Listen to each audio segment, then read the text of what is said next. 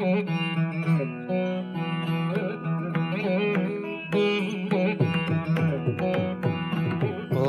ஸ்ரீ தட்சிணாமூர்த்திசுதேசிகேந்திரம் த்வைபாயனம் சூத்ரகிருதம் முனீந்திரம் ஸ்ரீசங்கரம் பாஷ்யகிருதம் யதீந்திரம் மத்தேசிகஞ்சாபி நமாமி வித்யை. ஸ்ரீதத்ததேவம் ஹ்யவதூதஹம்சம் ஸ்ரீராமகிருஷ்ணஞ்ச சதாசிவேந்திரம் ஸ்வயம் பிரகாசாக்கியமுனிப்பிரகாண்டம் அஸ்மத்குரூன் சந்ததமானதோஸ்மி. த்வமேவ மாதா ச பிதா த்வமேவ த்வமேவ பந்துஷ்ச சகா த்வமேவ த்வமேவ வித்யா த்ரவிணம் த்வமேவ த்வமேவ சர்வம் மம தேவதேவ. ஓம் நமோ பிரம்மாதிப்யோ பிரம்ம வித்யா சம்பிரதாயகர்த்ருப்யோ வம்சரிஷிப்யோ மஹத்யோ நமோ குருப்யः. சர்வோபப்ளவரஹிதः பிரஜானகணः பிரத்யகர்த்தோ பிரம்மைவாஹமஸ்மி.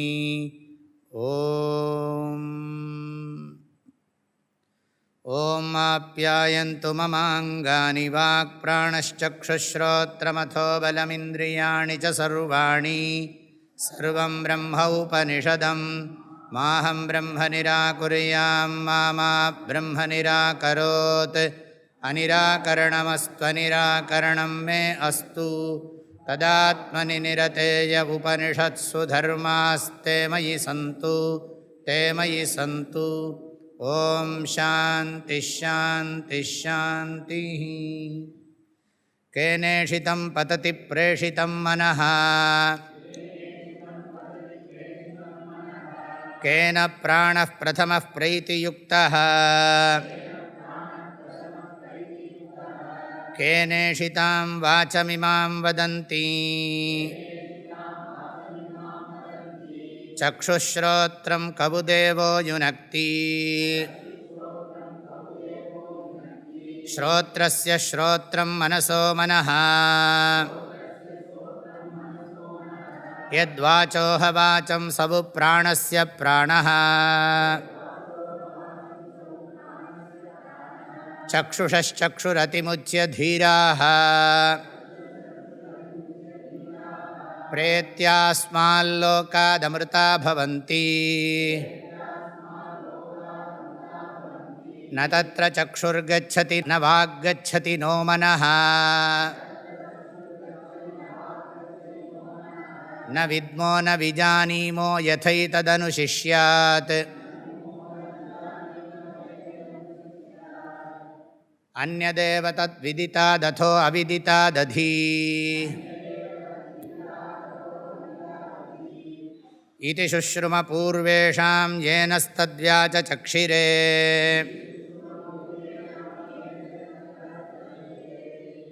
यद्वाचानभ्युदितं येन वागभ्युद्यते तदेव ब्रह्मत्वं विद्धि. நேதம் யதிதமுபாசதே.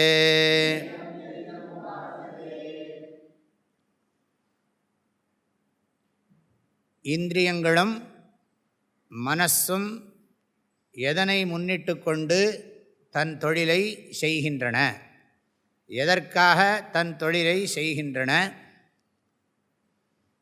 எதனுடைய அருளால் தொழிலை செய்கின்றன என்பதுதான் கேள்வி. அதற்கு பதில், எது இல்லை என்றால் இந்திரியங்களுடைய செயலை செய்ய முடியாதோ, மனம் அதன் செயலை செய்ய முடியாதோ, அது அந்தந்த இந்திரியங்களுக்கு இந்திரியங்களாக மனசுக்கு மனசாக இருக்கிறது. இதுதான் உபதேசம். இப்படி உபதேசம் பண்ணுறதுக்கு காரணம் சொல்லிட்டோம். அதாவது எந்த காரணத்தை கொண்டும் அதை ஆப்ஜெக்டிஃபை பண்ணக்கூடாது.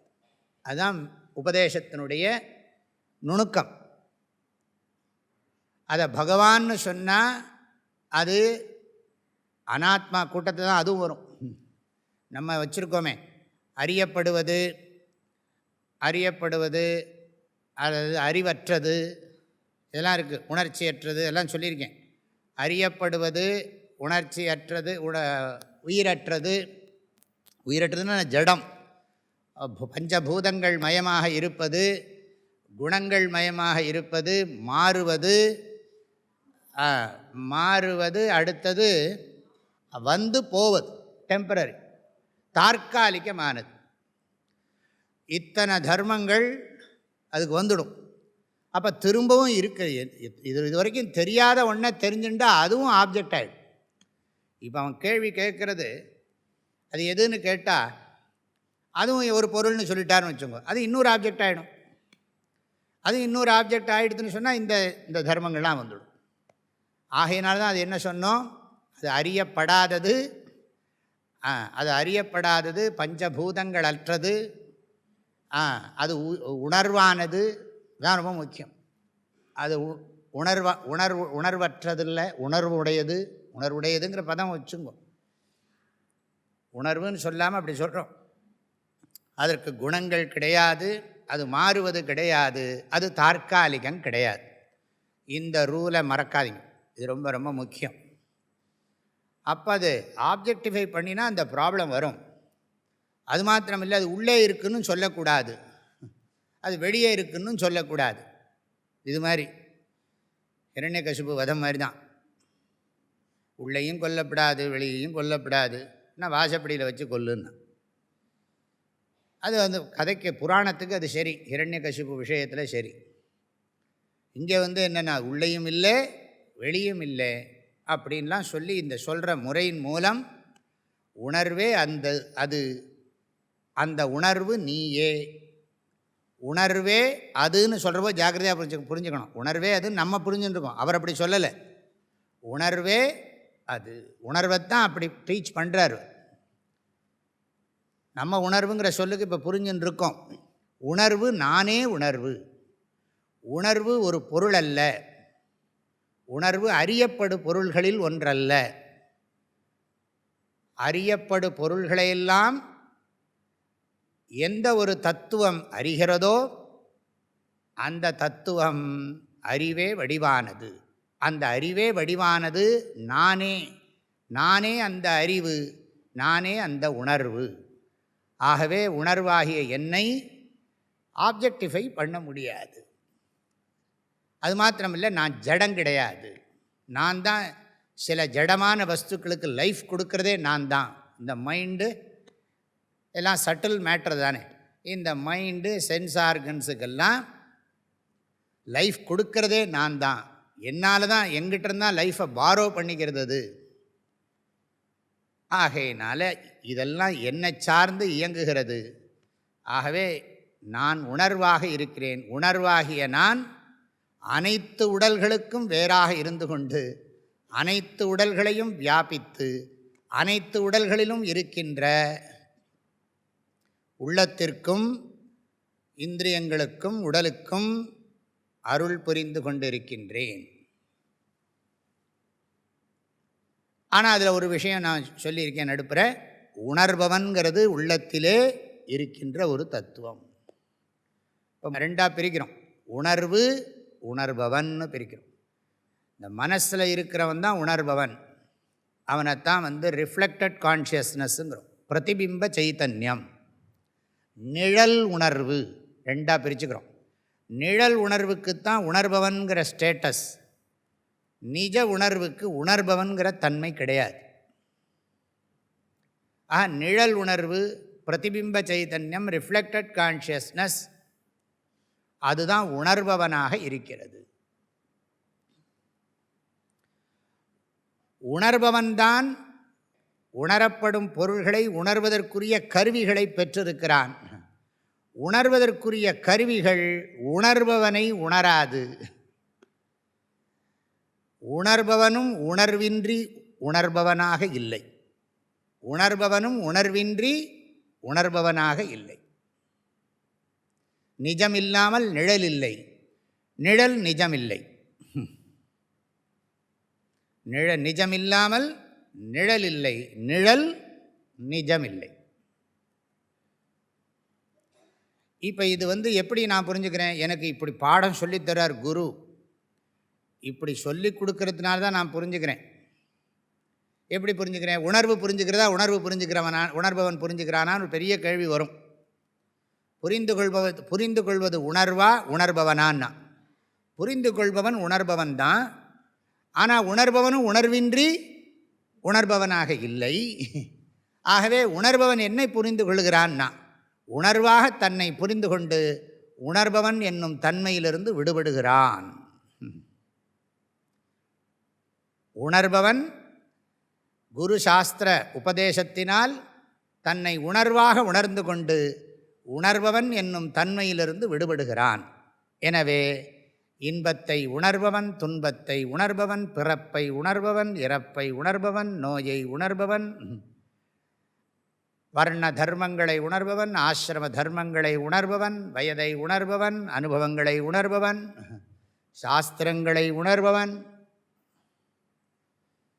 இந்த உண்மையை தெரிஞ்சதுக்கு பிறகு சாஸ்திரம் விலகிவிடுறது.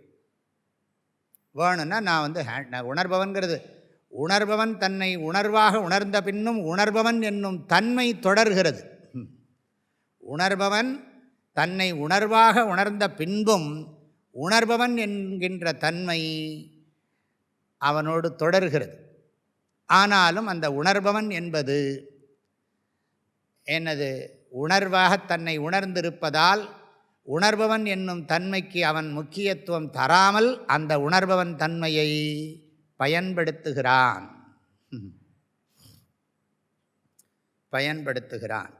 ஆக உணர்பவனையே அவன் ஒரு புறப்பொருளாக உபயோகப்படுத்துகிறான். ஏன்னா உணர்பவன்கிறதே ஆப்ஜெக்ட் ஆகிடுது. உணர்பவன்கிறதே ஆப்ஜெக்ட் ஆகிடுது. ஆனால் உணர்பவனுக்கும் இதெல்லாம் இருக்குது. உணர்பவனும் உணரப்படும் பொருள்கள் தான் உள்ளம் மாறுகிறது, உணர்பவன் மாறுவதில்லை. ஆனால் உணர்பவன் மாறுவது போல தெரிகிறது. நம்ம என்ன சொல்கிறோம்? அவன் ரொம்ப மாறி போயிட்டாங்கிறோம். அவன் மாறி போயிட்டான்னா, அவன் மாறி போயிட்டான், முந்தி மாதிரி அவன் இல்லை, இப்போ ஒரு மாதிரி இருக்கான்னா, அவன் ஒரு மாதிரிலாம் இல்லை, அவன் ஒருத்தன் தான், அவன் மாறலை. இப்போ குழந்தையிலேருந்து நான் தான் இன்றைக்கும் இருக்கேன். என் உடம்பு மாறிடுத்து, என் மனசு மாறிடுத்து, என் புத்தி மாறி இருக்கு, நானாக மாறி இருக்கேன். ஆனால் எல்லோரும் என்ன சொல்கிறாங்க? நான் மாறிவிட்டேங்கிறாங்க. நானும் இன்னொருத்தனை சொல்கிறேன், நீ மாறி போயிட்ட, நீயும் அப்படியா இருக்க, கல்யாணத்தன்னைக்கு இருந்த மாதிரியா இருக்க அப்படிங்கிறான். மனைவியும் சொல்கிறா, கணவன் சொல்கிறா, ரெண்டு பேரும் முடியுமா? அது குழந்தைங்களும் சொல்கிறது. நாங்கள் சின்ன குழந்தைங்களாக இருந்தபோது மாதிரி நீங்கள் இல்லை போகும் அப்படின்னு சொல்லலாம். நீ குழந்தையாக இருந்தபோது இருந்த மாதிரியா இருக்க இப்போ நீ அப்படின்னு அம்மா அப்பா குழந்தைகளை கேட்கலாம். எல்லாம் மாறுவது மனம், சேருவது இனம்னா.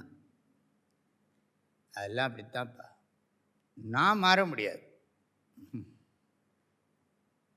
உடல் மாறும், உள்ளங்கள் மாறும், உணர்ச்சிகள் மாறும், அறிவு மாறும். முந்தி நாம் இந்த உலகத்தை, நம்மையும் உலகத்தையும் நாம் பார்த்த ஆட்டிடியூடு வேறு, இப்போ நம்ம பார்க்குற ஆட்டிடியூடு வேறு. சத்சங்கத்தினால, சம்ஸ்காரத்தினால, பக்குவத்தினால, சிந்திக்கிறதுனால, அனுகிரகத்தினால நமக்கு ஆட்டிடியூடெல்லாம் சேஞ்ச் ஆகிடுது. அதுக்கு காரணம் நம்மளுடைய விஸ்டம், புரிஞ்சுக்கிற முறை. அதுதான் பாடம். அதனால் சொல்கிறார், இந்திரியங்களால் இதை அறிய முடியாது. ஏன்னா இந்திரியங்களே இது இல்லைன்னா விவகாரம் பண்ண முடியாது. இப்படித்தான் எங்களுக்கு குரு டீச் பண்ணியிருக்கார். இதுதான் எங்கள் குரு எங்களுக்கு டீச் பண்ண மெத்தட். அது அறிந்ததை காட்டிலும் வேறானது, அறியாததை காட்டிலும் வேறானது என்று சொல்லுவதன் மூலம் எங்களுக்கு புரிய வைத்து விட்டார்கள் எங்கள் குருநாதர்கள். பூர்வேஷாம், பரம்பரையாக இந்த ஞானம் வந்துருக்கு.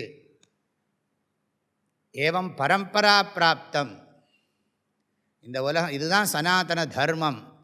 சனாதன தர்மம்னா சனாதன ஞானம். சனாதன தர்மம் மாத்திரம் இல்லை, சனாதன ஞானம். சனாதன தர்மம்னு பொதுவான அர்த்தம். ஏன்னா தர்ம சப்தத்துக்கே பிரம்மம்னு ஒரு அர்த்தம் இருக்குது.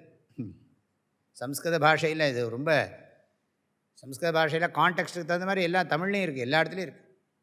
ஒரு இடத்த பொறுத்த அர்த்தம் மாறிடும். இந்த இடத்துல இது இப்படித்தான் சொல்லணும். இப்போ நீர்னு இருக்குது. நீர் எங்கேருந்து வந்தீர் அப்படின்னா அந்த நீருக்கு என்ன அர்த்தம்? நீர் கொண்டு வா அப்படின்னா என்ன அர்த்தம்? நீர், நான் என்ன கொண்டு வருவதுன்னு அவன் கேட்டான்னா என்ன சொல்கிறது? நீர் கொண்டு வா. நீருங்கிறதுக்கு என்ன அர்த்தம் இருக்குது? நீர்னு சொன்னால் ஒரு வேளை சொல்லலாமா கூட, நீ வீர்னு சொல்லணுமா நீர்னு சொல்லணுமா தெரியாது. நீர் அப்படின்னா நீர் தானே சொன்னீர் ஒய் அப்படிங்கிறோம் இல்லையா?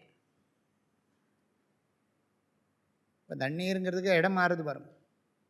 அது மாதிரி சாஸ்திரத்துலேயும் தர்ம சப்தத்தை சொன்னேன். சனாதன தர்மஹான்னு சொன்னால், சனாதன தர்மஹான்னா என்ன அர்த்தம்? இந்த சிருஷ்டி சனாதனம், சிருஷ்டியில் சம்சாரம் சனாதனம், சம்சார நிவர்த்தி உபாயமும் சனாதனம், முக்தியும் சனாதனம், தர்ம அதர்ம விவேகமும் சனாதனம் தேவைப்படுறது. நான் இந்த உலகத்தில் பிறந்துட்டேன், நான் எப்படி வாழணும் அப்படின்னா, காலங்காலமாக பெரியவங்க வாழ்கிற போது எப்படி வாழ்ந்தாங்களோ அதை தான் நீயும் கடைப்பிடிக்கணும். அவங்க இதெல்லாம் செய்யக்கூடாது, இதெல்லாம் செய்யணும்னு சொல்லியிருக்காங்க, அது நீயும் ஃபாலோ பண்ணணும். அதுக்கு தான் சனாதன தர்மம்னு பேர். அதாவது எப்போவுமே நான் இந்த உலகத்தில் எப்படி வாழணும், எப்படி வாழக்கூடாது, எப்படி வாழ்ந்தால் எனக்கு துன்பம் வராமல் இருக்கும், எப்படி வாழ்ந்தால் துன்பத்தை வெற்றி கொள்ளலாம் அப்படிங்கிற கேள்வி இந்த படைப்பில் எப்பொழுதும் இருந்து கொண்டே இருக்குது. படைக்கப்பட்ட எல்லாருக்குமே அந்த மனிதனுக்கு இருக்குது. அதுக்கு பதிலும் எப்பவும் இருந்துகிட்டே இருக்குது. அதனால தான் இந்த சாஸ்திரத்தை சனாதன தர்ம சாஸ்திரங்கிறோம். ஆக இந்த உண்மையை உணர்ந்து கொள்ளுகிறான். அதை சொல்கிறார். அதை சொல்லிவிட்டார். இப்படி பரம்பரையாக சொல்லி நாங்கள் புரிஞ்சுன்னு இருக்கோம் அப்பான்னார். இப்போ இன்னொரு விஷயம் ஆரம்பிக்கிறது. இப்போ இதுதான் காலையில் ஆரம்பித்தோம். ஏன்னா இந்த தத்துவங்களெல்லாம் படிக்கிற போது, ஏன்னா இதுக்கு முன்னாலேயே சங்கராச்சாரியர் இன்ட்ரடக்ஷன் கொடுக்குறார். இதுக்கு முன்னால் 8 சாப்டர் முடிஞ்சிருக்கு. இது 9வது சாப்டர் தலவக்கார சாக்கையில். இப்போ 8 சாப்டர் முடிஞ்சதில் அங்கே நிறைய, இது சாமவேதம், நிறைய கானங்கள்லாம் சொல்லப்பட்டிருக்கு. அந்த கானங்கள் மூலம் தியானங்கள் சொல்லப்பட்டிருக்கு. சாம கானங்கள், நிறைய சாம கான மந்திரங்கள், அந்த சாம கானங்கள் மூலமாக நிறைய தியானங்கள் சொல்லப்பட்டிருக்கு. அந்த சாமகானத்தை பண்ணிட்டு நிறைய கர்மாக்களை சொல்லியிருக்கு, பூஜை ரிச்சுவல் எல்லாம். அப்படி கர்மங்கள் இருக்குது, உபாசனைகள்லாம் சாமகானங்கள்லாம் சொல்லி இதுக்கு முன்னால் 8 சாப்டரில் சொல்லியிருக்கு. அப்போ அங்கெல்லாம் அவன் என்ன பண்ணியிருக்கான்? பிரம்மனை தனக்கு வேறையாகவே பார்த்துருக்கான். ஆத்ம பின்னமாகவே கடவுளை பிரம்மத்தை பார்த்துருக்கான்னா என்ன, அந்த ஆட்டிடியூடோடு அவன் பண்ணியிருக்கான் கர்மாவெல்லாம். அகமஸ்மி ஜீவகான்னு சொல்லி. இப்போ இதுலேயே நிறைய அப்படியே அப்போ தெரிஞ்சு தான் கேட்டிருக்கானா, அந்த ஜீவனுக்கும் சாட்சியை பற்றி தான் இப்போ இங்கே டாபிக். ஜீவசாட்சி எனது பொன்னிலம் மாதராசை பொருந்தினர் பொருந்தார் உள்ளம் தன்னில் அந்தரத்தில் ஜீவசாட்சி மாத்திரமாய் நிற்கும் எந்நிலங்களினும் மிக்க எழுநிலம் அவற்றின் மேலாம் நன்னிலம் மருவும் ஏகநாயகன் பதங்கள் போற்றி. கைவல்ய நவநீதம் தொடங்குற போதே சொல்கிறது. பொன்னிலம் மாதர் ஆசை பொருந்தினர் உள்ளம் பொருந்தார் உள்ளம் அப்படின்னா என்ன? உலக வாழ்க்கையில் ஆழ்ந்த பற்று இருக்கிறவனுடைய உள்ளத்திலும் உலக வாழ்க்கையில் பற்றில்லாதவனுடைய உள்ளத்திலும் பொன் நிலம் மாதர் ஆசை பொருந்தினர் உள்ளம் பொருந்தார் உள்ளம் தன்னில் அந்தரத்தில் ஜீவசாட்சி மாத்திரமாய் நிற்கும் சைத்தன்யந்தான் உணர்வொளி நிறைவாய் நிற்கும்னு இன்னொரு இடத்துல சொல்கிறார், சொன்னேன் இல்லையா? இப்போ அந்த தன்னில் அந்தரத்தில் அந்தఃகரணத்தில் அர்த்தம். தன்னில்னா உடம்பில், அந்தரத்தில் ஜீவன் இருக்கான். தன்னில் அந்தரத்தில் ஜீவ சாட்சி, இப்படி போகிறது பாருங்க. ஜீவ சாட்சி மாத்திரமாய் நிற்கும் எந்நிலங்களினும் மிக்க எழுநிலம். அதுக்கு ஒரு அர்த்தம் இருக்குது. சுபேச்சா, விசாரணா, தனுமானசி, சத்வாபத்தி, அசம்சத்தி, பதார்த்தா பாவனா, துரியம், அதெல்லாம் அடுத்த டாபிக். அதுக்குள்ளே நான் போல. இப்போ எந்நிலங்களினும் மிக்க எழுநிலம் அவற்றின் மேலாம் நன்னிலம் மருவும் ஏகநாயகன் பதங்கள் போற்றி. இந்த மைண்டோட குவாலிட்டியை சொல்கிறார். எந்நிலங்களினும் மிக்க எழுநிலங்கிறது மனதினுடைய நிலைகள், மனதின் பக்குவ நிலைகள். அந்த அளவுக்கு மெச்சூரிட்டி வர்றபோது புரிஞ்சுக்கிறான். அவற்றின் மேலாம் நன்னிலம் மருவும் ஏகநாயகன்கிறது சைதன்யம், கான்ஷியஸ்னஸ். அதை தியானம் பண்ணுறேங்கிறார். அதெல்லாம் இருக்கட்டும். இமைப்பொழுதும் என் நெஞ்சில், ஆமாம், இமைப்பொழுதும் என் நெஞ்சில் நீங்காதான் தாழ்வாழ்க. இமைப்பொழுதும் என் நெஞ்சில் நீங்காதான். இது பேதாபேதவாதம். என் நெஞ்சில் நீங்காதான். எண்ணில் நீங்காதானா என் நெஞ்சில் நீங்காதானா? இப்படி தான் வம்பு கழுப்போம். நானே நெஞ்சில் இருக்கேன்னா என்னில் நெஞ்சு இருக்கா? நெஞ்சில் நான் இருக்கேன்னா நான் என்னில் நெஞ்சு இருக்கிறதா அப்படின்னு கேட்டால் என்ன பண்ணுறது? ஐயோ இப்படிலாம் சுவாமி பாடுறாரு தோணும். சித்தாந்தப்படி என்னில் நீங்காதான், நெஞ்சில் நீங்காதான் இல்லை, என்னில் நீங்காதானே என் நெஞ்சில் நினைக்கிறேன் அப்படி சொல்லணும்.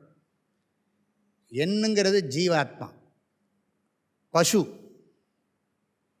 நீங்காதான்ங்கிறது பதி. பதியை விட்டு பசுவோ, பசுவை விட்டு பதியோ நீங்க முடியாது. நான் இதையே தான் நான் யோசிச்சுட்டே இருக்கேன். உண்மை, முப்பொருள் உண்மைங்கிறாங்க இல்லையா, அதுக்கு பேர் திரிபதார்த்தான்னு ஆகமசாஸ்திரத்தில் பேர். திரிபதார்த்தா, திரிபதார்த்தாங்கிறது ஆகமசாஸ்திரத்தில், தமிழில் வந்து முப்பொருள், பசு, பதி, பாசம். இது நம்ம வியாபகாரிகமாக பரிபூர்ணமாக ஏற்றுக்கிறோம். பாரமார்த்திக திருஷ்டியில் தான் பேச்சே. இது பாரமார்த்திகமா அப்படின்னு கேட்போம். இப்போ நம்ம என்ன சொல்கிறோம், உண்மை ஒரு பொருள் தான், அந்த உண்மையான ஒரு பொருளே 3 பொருளாக காட்சி அளிக்கிறதுங்கிறோம். முப்பொருளும் உண்மை தான் அப்படின்னு சொல்கிறது. முப்பொருள் உண்மைங்கிறதுக்கு பதிலாக உண்மையே முப்பொருளாக காட்சிக்கிறது. ஒரு பொருளாகிய உண்மையே 3 பொருளாக அங்கே ஒன்று ஃபில்லப் பண்ணணும், மாயையால் காட்சி அளிக்கிறது.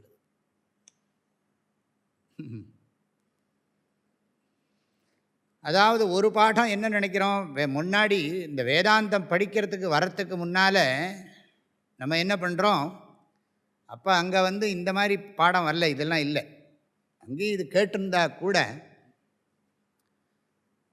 இந்த மந்திரத்தில் வந்து ஜீவனை பற்றி கேட்டிருக்கா, பிரம்மத்தை பற்றி கேட்டிருக்கான்னே கேள்வி கேட்கலாம்.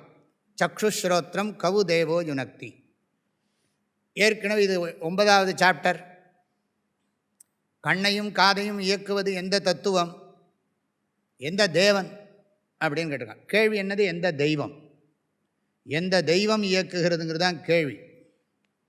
எந்த தெய்வீக தத்துவம் இயக்குகிறதுன்னு தான் கேள்வி. ஆனால் அவருடைய பதில் என்ன, ஸ்ரோத்ரஸ்ய ஸ்ரோத்திரம் சொல்லிவிட்டார். ஏன் இப்படி சொன்னார்? இப்போ தேவனை வந்து சொல்கிற போது அந்த தேவன் வந்து சொல்லலாமே. இப்போ நம்ம தினம் இங்கே பகவான்கிட்ட சொல்கிற மாதிரி, சமஸ்தா சுகினோ பவந்து அஸ்ய தேவதேவஸ்ய மகாதேவஸ்ய அகிலாண்ட கோடி பிரம்மாண்ட நாயகஸ்ய, தினம் சொல்கிறோம் சுவாமிக்கு முன்னால். தேவதேவோத்தமஸ்ய தேவதா சார்வபூமஸ்ய, பகவானை பண்ணி சொல்கிறோம், நித்தியம் நடக்கிறது. அஸ்ய தேவதேவஸ்ய, அஸ்ய தேவதேவஸ்யனா தட்சிணாமூர்த்தி, மகாதேவஸ்ய அகிலாண்ட கோடி பிரம்மாண்ட நாயகஸ்ய தேவதேவோத்தமஸ்ய தேவதா சார்வபௌமஸ்ய சகல நிஷ்கலஸ்வரூபஸ்ய ஷட்த்ரிம்ஷத்தத்வாதீதஸ்ய சர்வஜ்ஞத்வ சர்வேஸ்வரத்வ சர்வாந்தர்யாமித்வ சர்வசக்திமத்வ சர்வஜ்ஞத்வாதி குணகண விபூஷிதஸ்ய வேதாந்தவேத்யஸ்ய காமிகாதி அஷ்டாவிம்சத்யாகமைः பிரதிபாத்தியமான நிகில நிகமசார ரகஸ்யாவிதானஸ்ய சின்முத்ராங்கிருத்தகரஸ்ய மௌனம் வியாக்கியா பிரகடித பரபிரம்மதத்வஸ்ய சனகாதிமுனிஜனைः பரிவிருத்தஸ்ய ஆதிகுருஸ்ரீ பிரஜாதட்சிணாமூர்த்தி சுவாமினः நித்யபூஜா அபிஷேக அலங்கார நைவேத்திய தீபாராதன கர்ம மத்தியே. இதெல்லாம் தினம் சொல்கிறோம். இப்பேற்பட்ட பகவானோட மகிமையெல்லாம் சொல்லி சொல்கிறோம். தினம் அவர் முன்னால் நீர் எப்படிப்பட்டவர்னு சொல்கிறோம். அப்படியே பழகி போயிருக்கு இந்த மனசுக்கு சம்ஸ்காரம். அது இத்தனை வருஷமாக நான் என்ன பண்ணியிருக்கேன், பகவானை எனக்கு வேறையாக நினச்சி நான் வந்து அவருக்கு அடிமையாக நான் இருந்திருக்கேன். அவர் ஆண்டவனாக நினச்சி பூஜை பண்ணுறேன். இது படித்ததுக்கப்புறம் அப்படி தான் பண்ணுறேன். ஏன்னா சாஸ்திரத்தில் அப்படி ஒரு ஸ்லோகம் இருக்குது, நீ இதை படித்து உண்மையை புரிஞ்சின்றதுக்கு பிறகும் நடைமுறையில் நீ இப்படி தான் இருக்கணும். ஏன்னா ஜனங்கள் எல்லாம் துவைத்திகள் தான், வேற்றுமை உணர்ச்சி மிக்கவர்களே உலக மக்கள். உனக்கு அத்வைத ஞானம் சித்தி ஆயிடுத்துன்னு சொன்னாலும் நீ உங்களோட தான் சேர்ந்து வாழ்ந்துட்டுருக்க. நீ எப்போவும் இந்த ஞானம் இருந்தாலும் இந்த ஞானத்தை கேட்குறவனுக்கு மாத்திரம் சொல்லிக் கொடு. விவகாரத்தில் நீ அற்புதமாக துவைத்தியம் ஆனந்தமாக கண்டினியூ பண்ணு. எப்படி குழந்தைகிட்ட விளையாடுறோமோ அது மாதிரி சொன்னேன் இல்லையா. நிறைய பேர் ஆன்மீக விஷயத்தில் குழந்தைகள் தான்.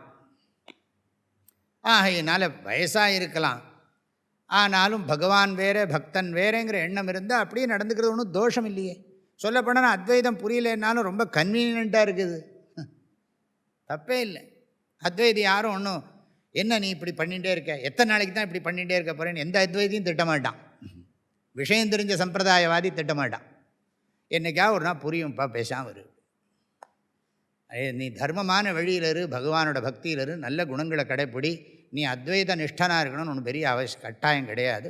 மோட்சத்துக்கு அதுதான் சாதனம், சந்தேகம் இல்லை. ஆனால் பரவாயில்லை, இப்படி இருந்துட்டு போ, தப்பு இல்லை. இல்லாட்டி கிரமமுக்தியாவது கிடைக்கும், பிரம்மலோகத்திலேயாவது உனக்கு ஞானம் கிடைக்கும். இந்த பிரம்மலோகம் இல்லை, அந்த பிரம்மலோகம். அதனால் இதுக்கு பிரம்மலோகம் பேர் வச்சுருக்கும்.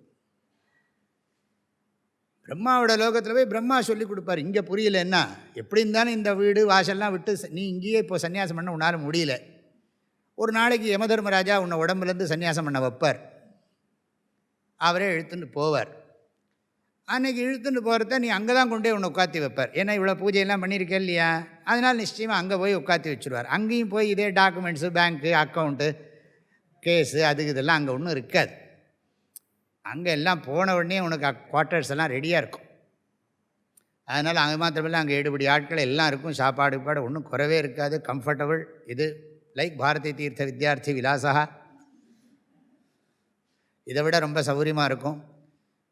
எல்லாருக்கும் 2-3 பெட்ரூமோடு வச்சுருப்பார். ஆனால் யாரும் இருக்க மாட்டாங்க, நம்ம தான் தனியாக இருக்கணும். சன்னியாச மூல்யம் அங்கே இருக்கணும். அப்புறம் பிரம்மாஜி தினம் காலம்பரத்துலேருந்து கிளாஸ் நடத்திகிட்டே இருப்பார். அப்போ அங்கே அவரும் சொல்லிப்பார், தத்துவமசீம்பர். அப்போ அங்கே உனக்கு புரிஞ்சு போயிடும். அங்கேயும் நீ ஆனந்தமாக இருக்கலாம், அங்கேயும் கோவில்லாம் இருக்கலாம், அங்கேயும் பிரம்மாவும் அடிக்கடி விஷ்ணுவை போய் பார்த்து தரிசனம் பண்ணிட்டு வருவார். அப்போ நீயும் போயிட்டு வரலாம். ஆனால் பிரம்மாவுக்கு தெரியும் விஷ்ணுவும் நானும் ஒன்றுன்னு, சரிதானே? அதனால் நீ வந்து கன்ஃபியூஸ் பண்ணிக்கப்படாது. நாங்கள் கன்ஃபியூஸ் பண்ணவும் மாட்டோம், நீங்கள் கன்ஃபியூஸ் ஆகிறதுக்கு விடவும் மாட்டோம். சுவாமி இது ரொம்ப டஃப்பாக இருக்குது, புரியலையாண்ணா. நல்லது, வாழ்க்கையில் என்னெல்லாமோ புரியல இல்லையா? திருமணம் ஆனத்துலேருந்து ஒருத்தர் புரிஞ்சுக்க முடியவே இல்லைன்னு தெரியும் எல்லாருக்கும். அப்படி இருக்கோ இது ஒன்றும் புரியாத விஷயம், போயிட்டு போகிறதுன்னு. ஆஜீவம் த்ரயம் சேவியம், வாழ்நாள் முழுவதும் 3 வழிபடணுமா. வேதாந்தோ குரு ஈஸ்வரா, வேதாந்த சாஸ்திரத்தை பூஜை பண்ணணும், குருவை மதிக்கணும், கடவுளை மதிக்கணும்.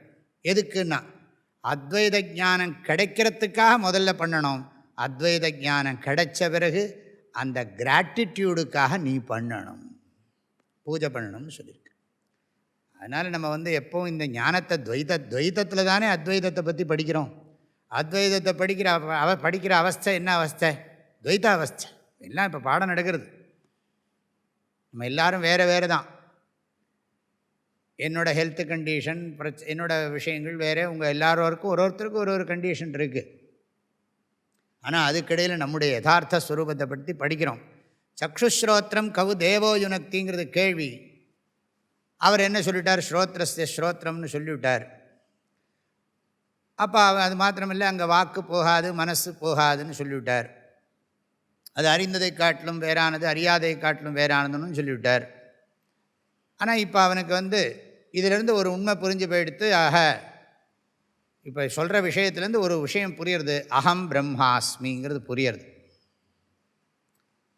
அதை இன்னும் எம்ஃபசைஸ் பண்ணுறதுக்கு அது எப்படி பிரம்மமாக முடியும்? சங்கராச்சாரியர் அதான் விசாரத்தை தொடங்கிவிட்டார் இந்த இடத்துல. நீங்கள் சொல்கிறதெல்லாம் பார்த்தா பிரம்மனை, ஆத்மாவையே பிரம்மம் என்று சொல்லுகிறீர்கள், இப்போ உணர்பவனையே மெய்ப்பொருள் என்று சொல்லுகிறீர்கள், பரம்பொருள் என்று சொல்லுகிறீர்கள். இத்தனை நாட்களாக நான் இதை உபாசனை பண்ணியிருக்கேன், தியானம் பண்ணியிருக்கேன், அவரை மனசில் வச்சு தான் கர்மாவெல்லாம் பண்ணியிருக்கேன், எனக்கு நல்ல கதியை கொடுப்பார்னு சொல்லி நான் பண்ணியிருக்கேன். இப்போ திடீர்னு அவரும் நீயும் ஒன்றுன்னு சொல்லுகிறீர்களே, ஏன்னா அவரும் நீயும் வேறேன்னு சொன்னால் மறுபடியும் அவர் லிமிட்டட் ஆகிடுவார். அவர் உன்னை லிமிட் பண்ணுவார், நீ அவரை லிமிட் பண்ணுவார். உன்னால் அவர் வரையறுக்கப்படுகிறார், அவரால் நீ வரையறுக்கப்படுகிறாய். 2 வரையறுக்கப்படுகிற பொருள்களாக சாஸ்திரம் உபதேசிக்கப்படவில்லை. அது நான் கொஞ்சம் கூட வித்தியாசமாக இருந்தேன்னா நான் பகவான் இல்லை, பகவான் நான் இல்லை. பொதுவாக துவைதாத்வைத சித்தாந்தப்படி என்னென்னா, இறைவனின்றி உயிர்கள் இல்லை, உயிர்கள் இறைவன் இல்லை. இறைவனின்றி உயிர்கள் இல்லை, உயிர்கள் இறைவன் இல்லை. உயிர்களும் உண்மை, இறைவனும் உண்மை. இதுதான் பாடம். இதுதான் பேதாபேதவாதம். டோட்டலாக உயிர்கள் வேறு, இறைவன் எங்கேயோ இருக்கார் அப்படிங்கிறது க்ளீன் துவைத சாஸ்திரம். ஆனால் சிவ விசிஷ்டாத்வைதம் என்கிற சைவ சித்தாந்தம், வைஷ்ணவர்களுடைய விசிஷ்டாத்வைத சித்தாந்தம், இவர்களெல்லாம் என்னென்னா இறைவன் உயிர்களுக்கு வேறாக இல்லை, உயிரை விட்டு பிரியாத. உடலில் உயிர் எப்படி இருக்கிறதோ அப்படி உயிருக்கு உயிரான இறைவன் இருக்கிறான். அப்படி அதான் பேதாபேதவாதம் இருக்குது. அதனால் பேதம்னா என்ன? ஜீவாத்ம பரமாத்ம பேதம். அபேதம்னா என்ன? ஜீவாத்ம பரமாத்ம அபேதம். சைமல்டேனியஸாக ஒரே நேரத்தில் இருக்குங்கிறாங்க. இறைவனும் உயிர்களும் வேறாகவும் இருக்கின்றன, ஒன்றாகவும் இருக்கின்றன. இதுதான் மெயின் உபதேசம். இப்போ என்ன பண்ணுறோம்? அதுக்கு தான் சொல்கிறோம். அப்படி இல்லை, இறைவனுக்கும் உயிர்களுக்கும் இருப்பு ஒன்றே. ஆகவே இருப்பின் கோணத்தில் உயிர்களும் இறைவனும் ஒன்றே. இருப்புன்னா சத்தியம். ஏன்னா சத்தியம், எத்தனை சத்தியம் இருக்க முடியும்ப்பா? சத்தியத்துக்கு டெஃபனேஷன் என்ன? 3 சத்தியம் எப்படி இருக்க முடியும்னு கேட்போம். 3 உண்மைன்னு சொன்னால் 3 தனித்தனியாக உண்மைன்னா, உண்மைங்கிறது தனித்தனியானதா ஒன்றா? அதை சொல்லு. தான் இங்கே தான் ஆர்கியூமெண்ட்டே ஸ்டார்ட் ஆகுது. உண்மைங்கிறது தனித்தனியானதா ஒன்றா? அதை சொல்லு பாம்பு. பதில் சொல்லணும். 3 உண்மைங்கிறையே, இந்த உண்மையை அந்த உண்மை வரையறுக்கிறதா? இந்த இடத்துல உண்மைன்னா எக்ஸிஸ்டன்ஸ். 3 எக்ஸிஸ்டன்ஸ் இருக்கா? எக்ஸிஸ்டன்ஸு ஒன்றா 3ஆன்னா? அனந்தம்னு சொன்னியானா தோஷம் நிறைய வரும். சத்தியத்துக்கு லட்சணமே வரையறுக்கப்படாதது, 3 காலத்திலும் இருப்பது. ஒரு காலத்தில் இருந்து ஒரு காலத்தில் இல்லாமல் போகிறதுக்கு பேர் சத்தியம் கிடையாது. எது நித்தியமோ அதுதான் சத்தியம். சத்தியத்தையும் நித்தியத்தையும் பிரிக்க முடியாது. சத்தியத்துக்கு லட்சணம் 2. ஒன்று, 3 காலத்தையும் 3 காலத்திலும் இருப்பது. அப்படி வச்சுக்கோ, 3 காலத்தையும் இருப்பது. தத்துவபோதத்தில் அப்படி தான் படிச்சிருக்கோம். காலத்திரையேபி திஷ்டதீதி சத்து.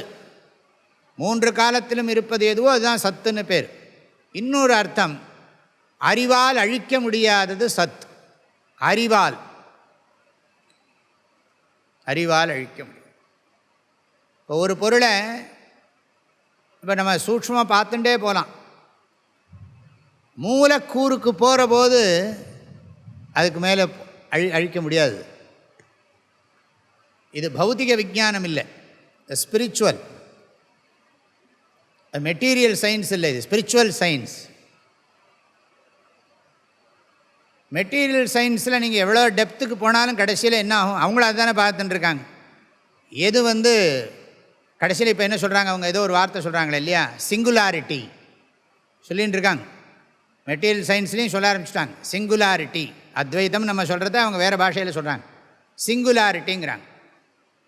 ஒரு சிங்குலர் வஸ்துலேருந்து தான் இத்தனையும் வந்திருக்கு. வானாகி மண்ணாகி நம்ம பாடுறோம் இல்லையா, அதே தான். மூலக்கூறு ஒன்று தாங்கிறாங்க. சிங்குலாரிட்டிங்கிற வார்த்தையை வந்திருக்காங்க.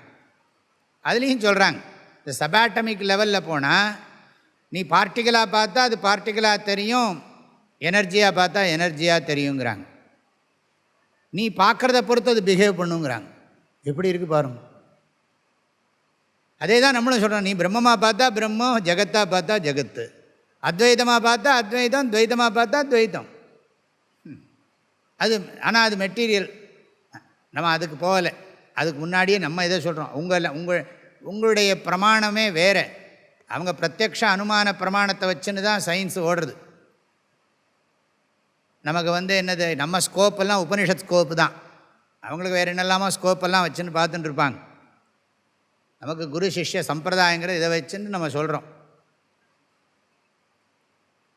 இப்போ சத்தியங்கிறது 3ஆக இருக்க முடியாது. சத்தியத்தில் நீ எத்தனை வேணாலும் சொல்லு, அதை தான் சொல்கிறோம். சத்தியம், அந்த சத்தியத்துக்கு போகிறப்ப தான் நம்ம பாரமார்த்திக சத்தியங்கிறோம். அந்த மூல சத்தியம், மூல சத்தியம் என்னென்ன, இதுக்குள்ளே ஒரு சத்தியம் இருக்குது, அதுக்குள்ளே ஒரு சத்தியம் இருக்குதுன்னு நான் சொல்ல முடியும். அதனால தான் நம்ம என்ன சொல்கிறோம், அதுதான் இல்லாததற்கு இருப்பு கிடையாது, இருப்பது இல்லாமல் போவதில்லை அப்படின்னு பகவத்கீதையில் 2வது அத்தியாயத்தில் 16வது ஸ்லோகத்தில் படிச்சிருக்கோம். அங்கே முழுக்க சத்து பற்றி, சத்து என்ன அசத்து என்னன்னு, இந்த சதசத் விவேகம்தான் ரொம்ப முக்கியம். அதில் தான் சத்காரியவாதம் அசத்காரியவாதமெல்லாம் உட்கார்ந்துருக்கு. இந்த சதசத் விவேகம் அப்போ அதுக்கு தான் என்ன சொல்கிறோம், எல்லாத்துலேயுமே இருக்கிறதுங்கிறது இருக்குதுன்னு சொல்கிறோம் இல்லையா, அப்படித்தான் நீங்கள் புரிஞ்சுக்க முடியுது. அப்போ என்னென்னா, நான் இருக்கிறேன், நீ இருக்கிறாய், மைக் இருக்கிறது, கிளிப் இருக்கிறது, புத்தகம் இருக்கிறது, இருக்கிறது இருக்கிறது இருக்கிறது இருக்கிறதுங்கிறது எவ்வளவு இல்லை, எல்லாத்துலேயும் இருக்கிறது. பூமி இருக்கிறது, ஜலம் இருக்கிறது, அக்னி இருக்கிறது, காற்று இருக்கிறது, நெருப்பு இருக்கிறது, ஆகாயம் இருக்கிறது. அந்த இருக்கிறதுங்கிறது இருப்பு. வடிவங்கள் மாறலாம், பெயர்கள் மாறலாம், ஆனால் எல்லாவற்றிலும் இருக்கின்ற இருப்பு ஒன்று. அத்வைதம் சத்தியம், சத்தியமே அத்வைதம். அத்வைதம் சத்தியங்கிறதுக்கு பதிலாக சத்தியந்தான் அத்வைத்தம்னு சொல்லணும். பிரம்மைவ சத்தியங்கிறதுக்கு பதிலாக இப்படின்னு சொல்லுவோம், சத்தியமேவ பிரம்மம். சத்தியந்தான் பிரம்மன்னு சொல்கிறோமே தவிர பிரம்மந்தான் சத்தியம்னு சொல்கிறத விட சத்தியந்தான் பிரம்மன் அப்படி சொல்கிறது ரொம்ப உத்தமம். ஆனால் பிரம்மந்தான் சத்தியம்னு சொல்கிற போது அந்த கான்ஷியஸ்னஸ் எலோன் ரியலி எக்ஸிஸ்ட் அப்படி சொல்லணும். பிரம்மைவ சத்தியம்னா என்ன அர்த்தம், கான்ஷியஸ்னஸ் எலோன் ரியல் அப்படின்னு சொல்கிற மாதிரி சொல்கிறோம். அந்த இடத்துல ரியல்ங்கிற வேர்டை யூஸ் பண்ணுறோம். ரியல்ங்கிறதுக்கும் எக்ஸிஸ்டன்ஸுக்கும் வித்தியாசம் இருக்குது. இங்கிலீஷ் சப்தம் இதெல்லாம். சம்ஸ்கிருதத்தில் இதுக்கு பேர் சத்தான்னு பேர், இருப்புன்னு பேர், தூய இருப்புன்னு சொல்கிறோம். சத்தியங்கிற சொல்லுக்கு பொருள் தூய இருப்புன்னு சொல்கிறோம். தூய இருப்பு என்பது இறைவனுக்கும் ஜீவனுக்கும் ஒன்றே. தூய இருப்பில்தான் ஜீவர்களும் இருக்கிறார்கள், இறைவன் இருக்கிறான், உயிர்கள் இருக்கின்றன. இந்த இருக்கின்றன, இருக்கிறான் என்பது இருப்பை சார்ந்து இருக்கிறது. ஆகவே இருக்கின்றன என்கின்ற பன்மையெல்லாம் தூய இருப்பில் கற்பிக்கப்பட்டது. இருக்கிறது என்பதும் இருக்கின்றன என்பதும் இருப்பை சார்ந்து இருக்கின்றன. புரியுறதா? புரியாட்டாலும் அவ்வளோதான். இருக்கிறது என்பதும் இருக்கின்றன என்பதும் இருப்பை சார்ந்தே இருக்கின்றன. அதனால் இது முழுக்க முழுக்க புத்தி வேலை. இது பக்தி வேலை இல்லை. இங்கே புத்தி வேலை, பக்தியோடு பண்ணுற புத்தி வேலை. அதுக்காக பக்தியை வித்ரா பண்ண மாட்டோம், பக்தியோடு தான் விசாரம் பண்ணுவோம். அதனால தான் பக்தியோடு பண்ணுற ஆராய்ச்சிக்கு தான் மீமாம்சான்னு பேர். பக்தியோடு பண்ணுற ஆராய்ச்சிக்கு தான் மீமாம்சான்னு சொல்லுவோம். பூஜித விசாரகான்னு பேர். பகவானை பூஜை பண்ணி பிரார்த்தனை பண்ணிட்டு தானே படிக்கிறோம். முடித்ததுக்கு பிறகும் பிரார்த்தனை பண்ணுறோம். அருள் வார்த்தை எல்லாம் வாழி, அருளோடு சொன்ன சொற்கள்லாம் வாழட்டும்னு அர்த்தம். பேசின பேச்சு வாழட்டும்னு அர்த்தம். அருள் வார்த்தை எல்லாம் வாழி, அதை படித்தவங்களும் வாழட்டும். அன்பர் வாழி பராபரமே. கோயிலில் இருக்கிற விக்கிரகங்கள்லாம் நன்னா இருக்கட்டும், மூர்த்தியெல்லாம் வாழி. அதை எடுத்து விளக்கி சொல்கிற குருநாதர் வாழி, மோன குரு வாழி. அருள் வார்த்தை என்றும், இந்த என்றும்ங்கிறது எல்லாத்துலேயும் சேர்த்துக்கணும். என்றும் மூர்த்தி வாழி, என்றும் மோனகுரு வாழி, அருள் வார்த்தை என்றும் வாழி, என்றும் அன்பர் வாழி பராபரமே. இப்படி பிரார்த்தனை பண்ணுறோம். ஆக எதுக்கு இவ்வளோ பேசுகிறோன்னு கேட்டால், இத்தனை நேரம் எனக்கு பேத புத்தியோடு வாழ்ந்திருக்கேன். துவைத புத்தியில் தான் நான் ஸ்ட்ராங்காக இருந்திருக்கேன். என்னை அல்பமாகவே நினச்சிருக்கேன். என்னை சுற்றி இருக்கிறதுலே அல்பத்திலேயே தாரதமியம். என்னது அல்பத்திலேயே A grade, B grade, C grade. இது ஏ அல்பம், இது பி அல்பம், இது சி அல்பம்னா. அல்பம்னா என்ன? அல்பத்துக்கு ஆப்போசிட் என்ன தெரியுமோ? மகான். அல்பஹா புல்லிங்கம், மகான்கிறதும் புல்லிங்கம்தான். மகான்கிறது பெருசு, அல்பகாங்கிறது சின்னது. நான் எப்போ என் வாழ்க்கை முழுக்க சின்ன வயசுலேருந்தே எனக்கு என்ன பழக்கம்னா, பகவானை மகானாவும் நினச்சி என்னை அல்பமாகவும் நினச்சே பழக்கம். அது மாத்திரமில்லை, எனக்கு பக்கத்தில் எனக்கு லைஃப்லேயும் இருக்குது, என்னை காட்டிலையும் அழகுலையும் படிப்புலையும் பணத்துலையும் பதவியிலையும் புகழ்லையும் உயர்ந்தவனை நான் வாழ்க்கையில் பார்க்குறேன். எனக்கு கீழே இருக்கிறவனையும் பார்க்குறேன், எனக்கு ஈக்குவலாக இருக்கிறவனையும் பார்க்குறேன். அதனால் எனக்கு மனசு சஞ்சலப்படுறது. நான் அந்த மாதிரி ஆகணும்னு ஆசைப்படுறேன். இவனை பார்க்குற போது அவனை மட்டமாக நினைக்கிறேன், அவனை பார்க்குற போது உயர்வாக நினைக்கிறேன். பொறாமையும் வேறு வர்றது. ஈக்குவலாக இருக்கிறவனை பார்த்த போது அந்த மாதிரி ஃபீலிங்ஸ் எல்லாம் வர்றது. அந்த மாதிரி உணர்ச்சிகள்லாம் வரும்போது எனக்கு நிம்மதி இல்லாமல் இருக்குது. எல்லாம் உண்மை தானே? எப்படி நான் விடுபடுறது? இந்த கம்பேரிசன் இருக்குது. துவைதத்தில் ஏகப்பட்ட கம்பேரிசன். போராட்டத்துக்கு சாஸ்திரம் வேற சொல்லிடுறது, இவங்களும் உனக்கு மேலே இருக்கிறவன் கீழே இருக்கிறவன் உன்னோட சேர்ந்துருக்கிறவனுக்கெல்லாம் மேலே ஒருத்தன் இருக்கான்ப்பா அப்படின்னா. அவன் எல்லாம் அறிந்தவன், எல்லாம் செய்யக்கூடியவன் நினச்சா அவன் என்ன வேணாலும் பண்ணுவான். அவனன்றி ஓரணுவும் அசையாது எனும் ஒரு ஆப்தர் மொழி கண்டால். இந்த பாட்டை ஞாபகம் வச்சுங்க, அருமையான பாட்டு. அவனன்றி தாய்மான ஒரு பாட்டு, நீ பாடியிருக்கலாம். அவனன்றி ஓரணுவும் அசையாது எனும் ஒரு ஆப்தர் மொழி ஒன்று கண்டால் அறிவாவது ஏது அறியாமை ஆவது ஏது இதை அறிந்தார்கள் அறியார்கள் யார். பாடியிருக்கலாம் நீங்கள்.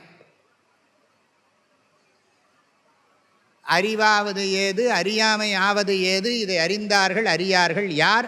மௌனமோடு இருந்தது யார், என்போல் உடம்பெல்லாம் வாயாய் பிதற்றுமவர் யார். இது ரொம்ப ஆழமான அர்த்தம், நிறைய இருக்குது. இப்போ அவனன்றி ஓரணுவும் அசையாதுன்னு சொல்கிற போது அவன்கிறத எவன்? அங்கிங்கனாதபடி எங்கும் பிரகாசமாய் ஆனந்த பூர்த்தியாகி அருளோடு நிறைந்தது எது எதுவோ அதுவே கருத்திற்கு இசைந்ததுன்னு. எவ்வளோ ஆழம் இருக்குது பாருங்க.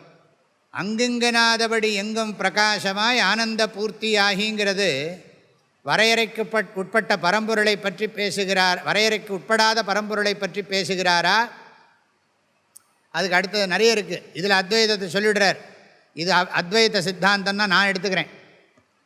அங்குங்கெனாதபடி எங்கும் பிரகாசமாய் ஆனந்த பூர்த்தியாகி அருளோடு ஆனந்த பூர்த்தியாகி, அதோடு நிறுத்திக்கணும். இது அத்வைதம். அருளோடு நிறைந்தது எது? அருள்னா மாயை வந்துடுத்து. அருள்னா மாய். அங்குங்கெனாதபடி எங்கும் பிரகாசமாய் ஆனந்த பூர்த்தியாகி, ஃபுல் ஸ்டாப், பூர்த்தியாகி இல்லாட்டி போடுங்க. அருளோடு நிறைந்தது எது? அருள்னா மாயை வந்துடுத்து. அடுத்தது பாருங்க, தன் அருள் வெளிக்குள்ளே அகிலாண்ட கோடியெல்லாம் தங்கும்படிக்கு இச்சை வைத்து உயிர்க்கு உயிராய் தழைத்தது எது? இதான் துவைதாத்வைதம், பேதாபேதவாதம்.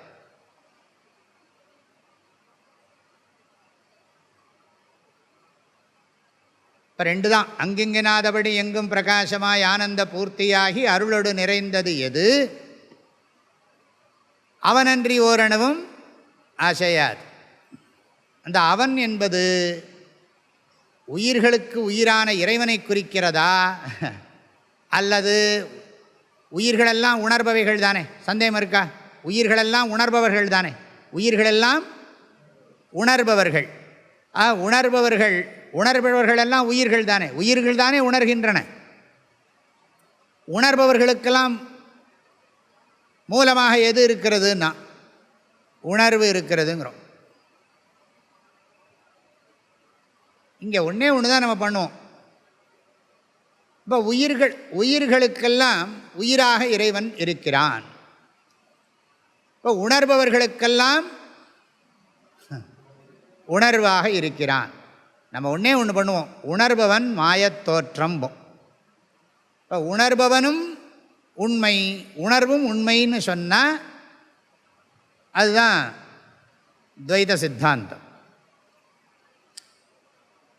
உணர்பவன் உணரப்படு பொருள் எல்லாவற்றுக்கும் இருப்பு ஒன்றுங்கிறத இருப்பின் கோணத்தில் பேசுவோம். உணர்வுங்கிற கோணம் வேறு, இருப்புங்கிற கோணம் வேறு. இருப்பையும் உணர்வையும் பிரிக்க முடியாதுங்கிற தத்துவத்துக்கு போவோம். ரொம்ப ஆழம் இதெல்லாம். உணர்வே இருப்பு, இருப்பே உணர்வு. சத்தே சித்து, சித்தே சத்து. அப்படி போகிற போது என்ன ஆகிடும்னா, உணர்பவன் உணரப்படு பொருள்கள் எல்லாம் ஒரே இருப்பை சார்ந்து இருப்பதால் உணர்வும் இருப்பும் ஒன்றேன்னு முடிச்சுடும். இதெல்லாம் நான் ரொம்ப சொல்லிகிட்டு இருந்தால் டைம் ஆகிடும். நான் இப்போவே நிறைய எடுத்துட்டாச்சு. ஆக இவனுக்கு அந்த சம்ஸ்காரம் இருக்குது, அந்த சம்ஸ்காரத்தை நீக்கிறார். இத்தனை நாளாக இவனுக்கு துவைத சம்ஸ்காரம் இருக்குது. நான் இதெல்லாம் நிறைய உங்களுக்கு கொட்டேஷன்லாம் கொடுத்தேன், நிறைய கொட்டேஷனுக்கெல்லாம் அர்த்தம் சொல்லலை. அங்கே அவர் சொல்கிற அர்த்தத்தையெல்லாம் ரொம்ப நுணுக்கமாக ஆராய்ச்சி பண்ணி தரணும். இது துவைத்தமாக இன்டர்பிரட் பண்ணுறதா, இந்த இந்த இந்த தாய்மானவருடைய பாட்டையே, தாய்மானவர் சைவ சித்தாந்தின்னு எல்லாருக்கும் தெரியும். ஆனால் அவர் ஒன்றும், அதே சமயம் அவருடைய காலத்தில் கைவல்ய நவநீதம் ரொம்ப பாப்புலர்னு சொல்கிறாங்க. இல்லை அவருக்கே நிறைய, அதனால தான் அந்த பாட்டெலாம் பாடுறார். வேதாந்த சித்தாந்த சமரச நன்னிலை பெற்ற வித்தக சித்தர் கணமே. இந்த வேதாந்த சித்தாந்த சமரசத்தை பற்றி திருமூலரும் பாடியிருக்கார், தாய்மானவரும் பாடியிருக்கார். அதனால் தப்பு இல்லை. அதெல்லாம் நம்ம கொஞ்சம் நுணுக்கமாக சித்தாந்தங்கள்லாம் படிக்கிறவங்களுக்கு தான் தெரியும். சாஸ்திரங்களை நன்றாக படித்து பார்த்தா தான் தெரியும் நமக்கு. ஆனால் இது எல்லாமே நமக்கு வேணும். இந்த தேசத்தினுடைய மகிமை இது. இப்படியெல்லாம் ஆராய்ச்சி பண்ணியிருக்கிறார்கள். தேசத்தில் இத்தனை விதமாக நம்முடைய முன்னோர்கள் ஆராய்ச்சி பண்ணியிருக்காருங்கிறது பெரிய விஷயம். அதுக்காக யாரையும் நம்ம உயர்வாகவோ தாழ்த்தியோ நம்ம சொல்ல போகிறதில்லை. ஆக இவனுக்கு அந்த துவைத்த புத்தி, துவைத்த பக்தி இருக்குது. ஆகையினால இங்கே உபனிஷத்தை என்ன பண்ணுறதுன்னா, இந்த துவைத்த நிஷேதம் பண்ணுறது. இந்த மந்திரத்தில் துவைத்த நிஷேதா, ஜீவாத்ம பரமாத்ம நிஷேதா. அது ஞாபகம் வச்சுக்கோங்க. நீங்கள் எப்படி புரிஞ்சுக்கணும்னு கேட்டால், இத்தனை நாளாக நான் கடவுளை வசத்தியாக நினச்சிருக்கேன், என்ன இதாக நினச்சிருக்கேன், எல்லாரையும் வேறு வேறையாக நினைக்கிறேன். அம்மா வேறு, அப்பா வேறு, அண்ணா வேறு, தம்பி வேறு நினச்சிருக்கேன். ஆனால் எல்லாருக்கும் மூலப்பொருள் ஒன்றுங்கிற போது நான் ஒன்றும் பண்ண முடியாது. இதெல்லாம் மேலெழுந்த வாரியான வேற்றுமைகள். ஆனால் இதுக்கு மதிப்பு தருவோம், இதுக்குள்ளே இருக்கிற விஷயங்களை பின்பற்றுவோம். ஆனால் அதே சமயம் உண்மையையும் உணரத்தான் வேண்டும். அதுக்காக இந்த மந்திரம் சொல்லுகிறது, வாச்சா எது அனபியுதிதம். எவ்வளோ சொன்னாலும் இதை பூர்த்தி பண்ண முடியாது. இனிமேல் நம்ம படிக்க படிக்க புரிஞ்சுப்போம். வாச்சா எது அனபியுதிதம், வாக்கினால் எதை விளக்க முடியாதோ. ஏன வாக்கு அபியுத்தியதே, எதனால் வாக்கு எல்லா பொருள்களையும் விளக்குகிறதோ. சங்கராச்சாரியர் இந்த இடத்துல வாக்குங்கிறத வச்சுண்டு வியாக்கரணத்தையே, கிராமரையே பேசுகிறார்.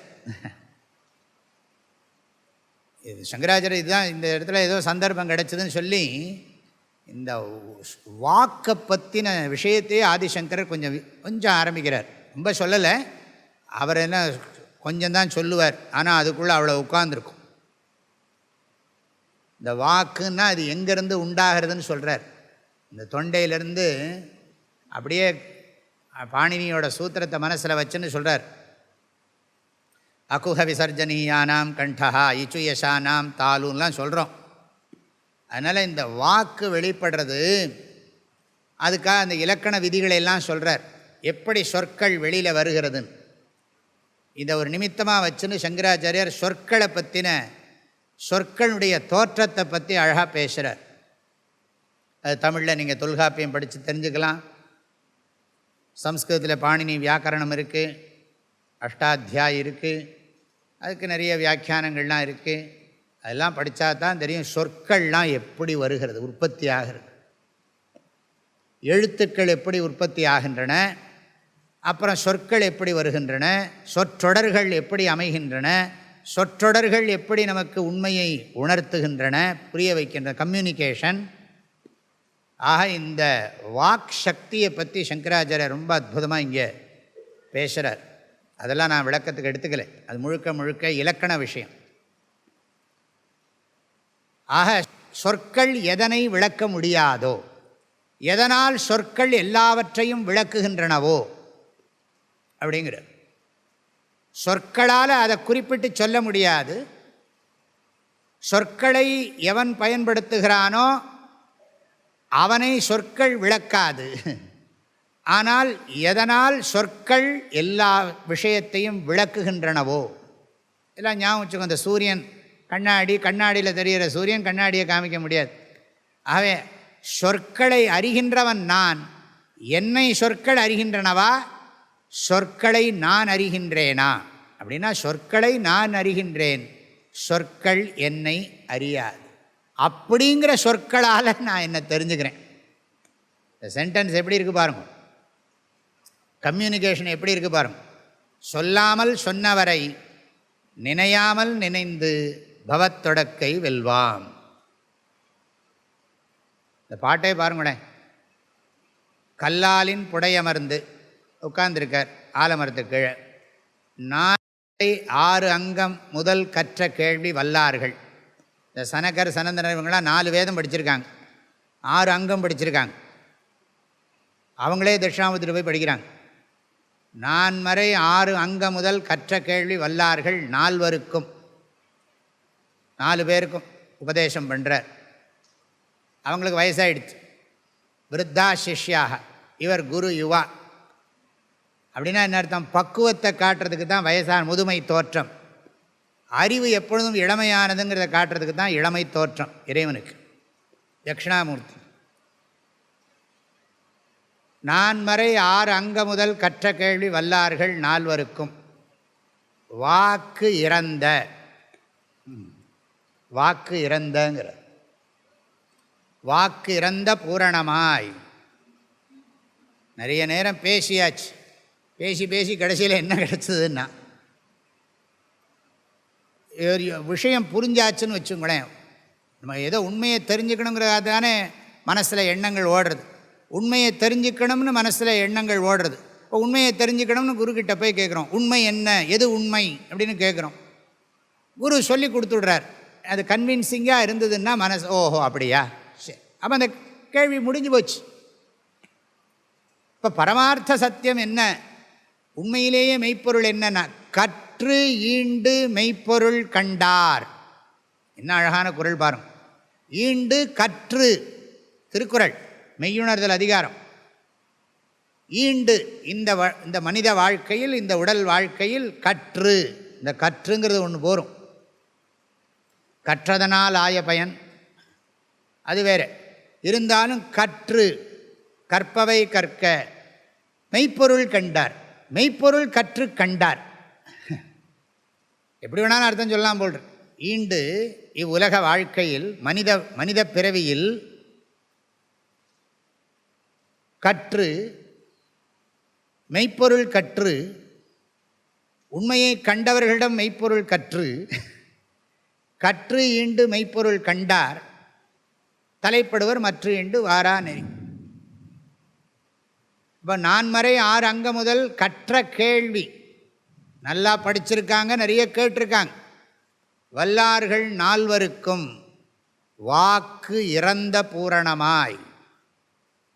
அதுக்கு ஒரு பாட்டு இருக்குது தாய்மானவர்கிட்ட, அடிக்கடி நான் சொல்லியிருக்கேன். சித்தம் மௌனம், செயல் வாக்கு எல்லாம் மௌனம், சுத்த மௌனம் என்பால் தோன்றின் பராபரமே.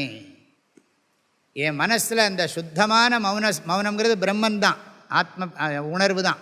சுத்த மௌனம் என்பால் தோன்றின் சித்தம் மௌனம், சித்தம் அடங்கிடுறது. செயல் மௌனம், வாக்கு எல்லாம் மௌனம். உண்மை தெரிஞ்சாச்சுன்னு சொன்னால் அடங்கிவிடும். ஓஹோ அப்படியா, தெளிவாக புரிஞ்ச உடனே என்ன ஆகிடுதுன்னா சஞ்சலம் அடங்கிடுறது, சந்தேகம் போயிடுது. பித்யத்தே ஹிருதய கிரந்தி சித்யந்தே சர்வசம்சயாக க்ஷீயந்தே சாஸ்ய கர்மாணி தஸ்மின் திருஷ்டே பராவரே. அந்த மெய்ப்பொருளை உணர்ந்த மாத்திரத்தில் உடலுக்கும் எனக்கும், உடலுக்கும் உள்ளத்துக்கும் எனக்கும் உள்ள தொடர்பு அருந்து போகிறது. தானே சிஜட கிரந்தி. அறியாமை நீங்குகிறது, ஆசைகள் நீங்குகின்றன, செயல்கள் நீங்குகின்றனங்கிறது உபனிஷத். பித்யத்தே ஹிருதய கிரந்தி, உள்ளத்தில் இருக்கிற முடிச்சுகளெல்லாம் அவிழ்ந்து போகின்றன. அபிமானங்கள் நீங்குகின்றன.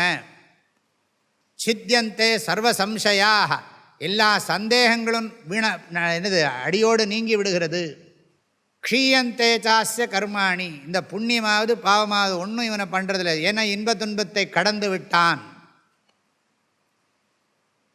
தஸ்மின் திருஷ்டே பராவரே, இந்த பராபரம்தான் அந்த பராவர, அந்த மெய்ப்பொருளை, அதாவது கீழானதற்கும் மேலானதற்கும் மேலானதை உணர்ந்து விட்டால், அறிந்ததுக்கும் அறியாததற்கும் மேலான அந்த மெய்யுணர்வை உணர்ந்து விட்டால் இதெல்லாம் இல்லை.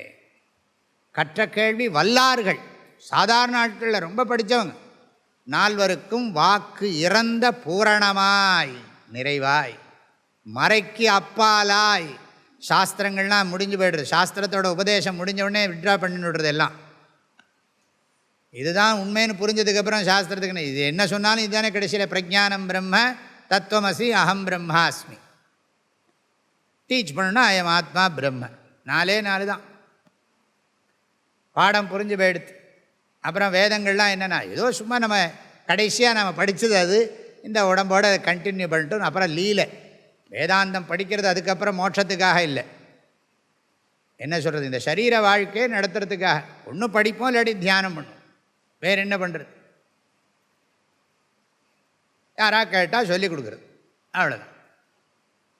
வாக்கிறந்த பூரணமாய் மறைக்கு அப்பாலாய், மறைக்கு அப்பாலாய் எல்லாமாய் அல்லதுமாய். எல்லாமாய், எல்லாமாய்னா என்னது, அந்த அத்வைதம். அல்லதுமாய்னா என்ன, துவைதத்தை நீக்கு. இருந்து அதனை இருந்தபடி இருந்து காட்டி. இப்போ நான் கேனோபனிஷத்துக்கு அர்த்தம் சொல்கிறேன்னா, இந்த பாட்டுக்கு அர்த்தம் சொல்கிறேன்னா எனக்கே தெரியல. ஏன்னா இதெல்லாம் இதில் இருக்குது. இருந்து அதனை இருந்தபடி இருந்து காட்டி, இருந்தபடி இருந்து இருந்ததனை இருந்து காட்டி, எப்படி வேணாலும் போடலாம். இருந்ததனை இருந்தபடி இருந்து காட்டி, இதை மாத்திரம் ஒரு கட்டுரையாகவே பெருசாக சிந்திக்கலாம். இருந்ததனை இருந்தபடி இருந்து காட்டி, அந்த ஞானஸ்வரூபமாகவே தன் நடமாடும், என்னது நடமாடும், என்னது சொல்கிறதில்ல, அத்வைதம் அப்படின்னு சொல்லலாம் இல்லையா. நடமாடும் அத்வைதத்தை பற்றியே பிரச்சாரம் பண்ணிட்டு இருக்கான் எப்போ பார்த்தாலும்னா. இந்த பார், அத்வைதம் வர்றதுமா, அத்வைதம் வராது போகாது, ஒரு விவகாரத்தில் சொல்கிறது. அதுவாகவே டீச் பண்ணி பண்ணி பண்ணி அந்த டீச்சிங் மயமாகவே ஆயிட்டான்னா சொல்லி அதனை இருந்தபடி இருந்து காட்டி. எவ்வளோ வேணாலும் சொல்லாம் போல் இருக்கு, எப்படி சொன்னாலும் அது நல்லாயிருக்கும். இந்த படம் வரைகிறவன் இப்படி படம் வரைவான், தூரத்தில் போய் இப்படி பார்ப்பான், பார்த்துட்டு பழையபடி மாதிரி டச் பண்ணுவான். அது மாதிரி சாஸ்திரங்கள்லாம் பண்ணுறது. இது போருமா, இப்படி பண்ணுவோமா, இப்படி பண்ணுவோம், அங்கே ஒரு டாட் வைக்கிறான், அப்புறம் இப்படி ஒரு ஜுவல்ஸ் போடுறான். அது மாதிரி என்னது, இது வேணா கருத்தோவியம், சொல்லோவியம் அப்படின்னு சொல்கிறாங்க இல்லையா. பேசுகிறதுலாம் அப்படி தான், உள்ளுக்குள்ளே வரைகிறதுன்னா. குமரகுருவர் பாடு மாதிரி, ஒருவன் திரு உள்ளத்தில் அழகு ஒழுக எழுதி பார்த்திருக்கும் உயிர் ஓவியமே அப்படின்னு சொல்கிறார் இல்லையா. அது மாதிரி இருந்ததனை இருந்தபடி இருந்து காட்டி. இது எழுதினவர் பரஞ்சோதி முனிவர்னு பேர். திருவிளையாடற் புராணத்தில் தட்சிணாமூர்த்தி ஸ்தோத்திரம் இது. எப்படி எழுதியிருக்கார் பாருங்க. இருந்ததனை இருந்தபடி இருந்து காட்டி சொல்லாமல் சொன்னவரை, அது எப்படி சொல்லணுமோ அப்படி சொல்லி. எதுக்கு வந்தோம்னா, எத் வாச்சான் அபியுதித்தம் ஏனவாகபியுத்தியதே. நேரடியாக சொல்லலை, மறைமுகமாக சொல்கிறதுன்னு அர்த்தம். நேரடியாக சொல்லாமல் மறைமுகமாக சொன்னவரை இப்படின்னு டைரெக்டாக காட்டாமல் இதெல்லாம் ரிமூவ் பண்ணு, இதெல்லாம் அது எதனால் விளங்குகிறதோ அதுதான் அது. அப்படி சொன்னதுனால, சொல்லாமல் சொன்னவரை நினையாமல் நினைந்து, தன்னையும் அவரையும் வேறாக நினைக்காமல் நினையாமல் நினைந்து, பவத்தொடக்கை, பவம்னா சம்சாரம், தொடக்கைன்னா என்ன, தொடர்ந்து வந்துட்டு இருக்கு. கண்டினியூஸாக ப்ராப்ளம் மேலே ப்ராப்ளம் வந்துட்டே இருக்குது. பிறவி பிறவி, எத்தனை துன்பம், எத்தனை அறகுறை இன்பம், முழு துன்பம், ஆசை துன்பம், ஆசை துன்பம், ஆசை துன்பம். இருந்ததனை இருந்தபடி இருந்து காட்டி சொல்லாமல் சொன்னவரை நினையாமல் நினைந்து பவத்தொடக்கை வெல்வாம் ஜெயி விஜயீ பவ.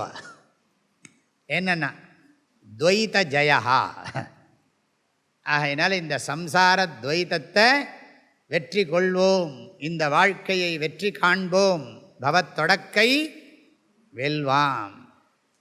எப்பொழுதும் ஆனந்தமாக இருக்கிறதுக்காக இந்த சம்சாரத்தை வெற்றி கொள்வோம். அருமையான பாடல். கல்லாலின் புடையமர்ந்து நான் மறை 6 அங்க முதல் கற்ற கேள்வி வல்லார்கள் நால்வருக்கும் நிறைய இருக்குது, அர்த்தங்கள்லாம் இருக்குது. நால்வருக்கும் வாக்கிறந்த பூரணமாய் மறைக்கு அப்பாலாய் எல்லாமாய் அல்லதுமாய் இருந்ததனை இருந்தபடி இருந்து காட்டி.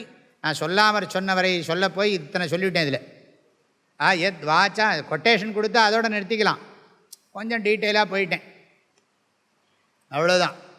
சொல்லாமல் சொன்னவரை நினையாமல் நினைந்து. உபனிஷத்து இங்கே என்ன சொல்லுகிறது? சொல்லாமல் சொன்னவரை.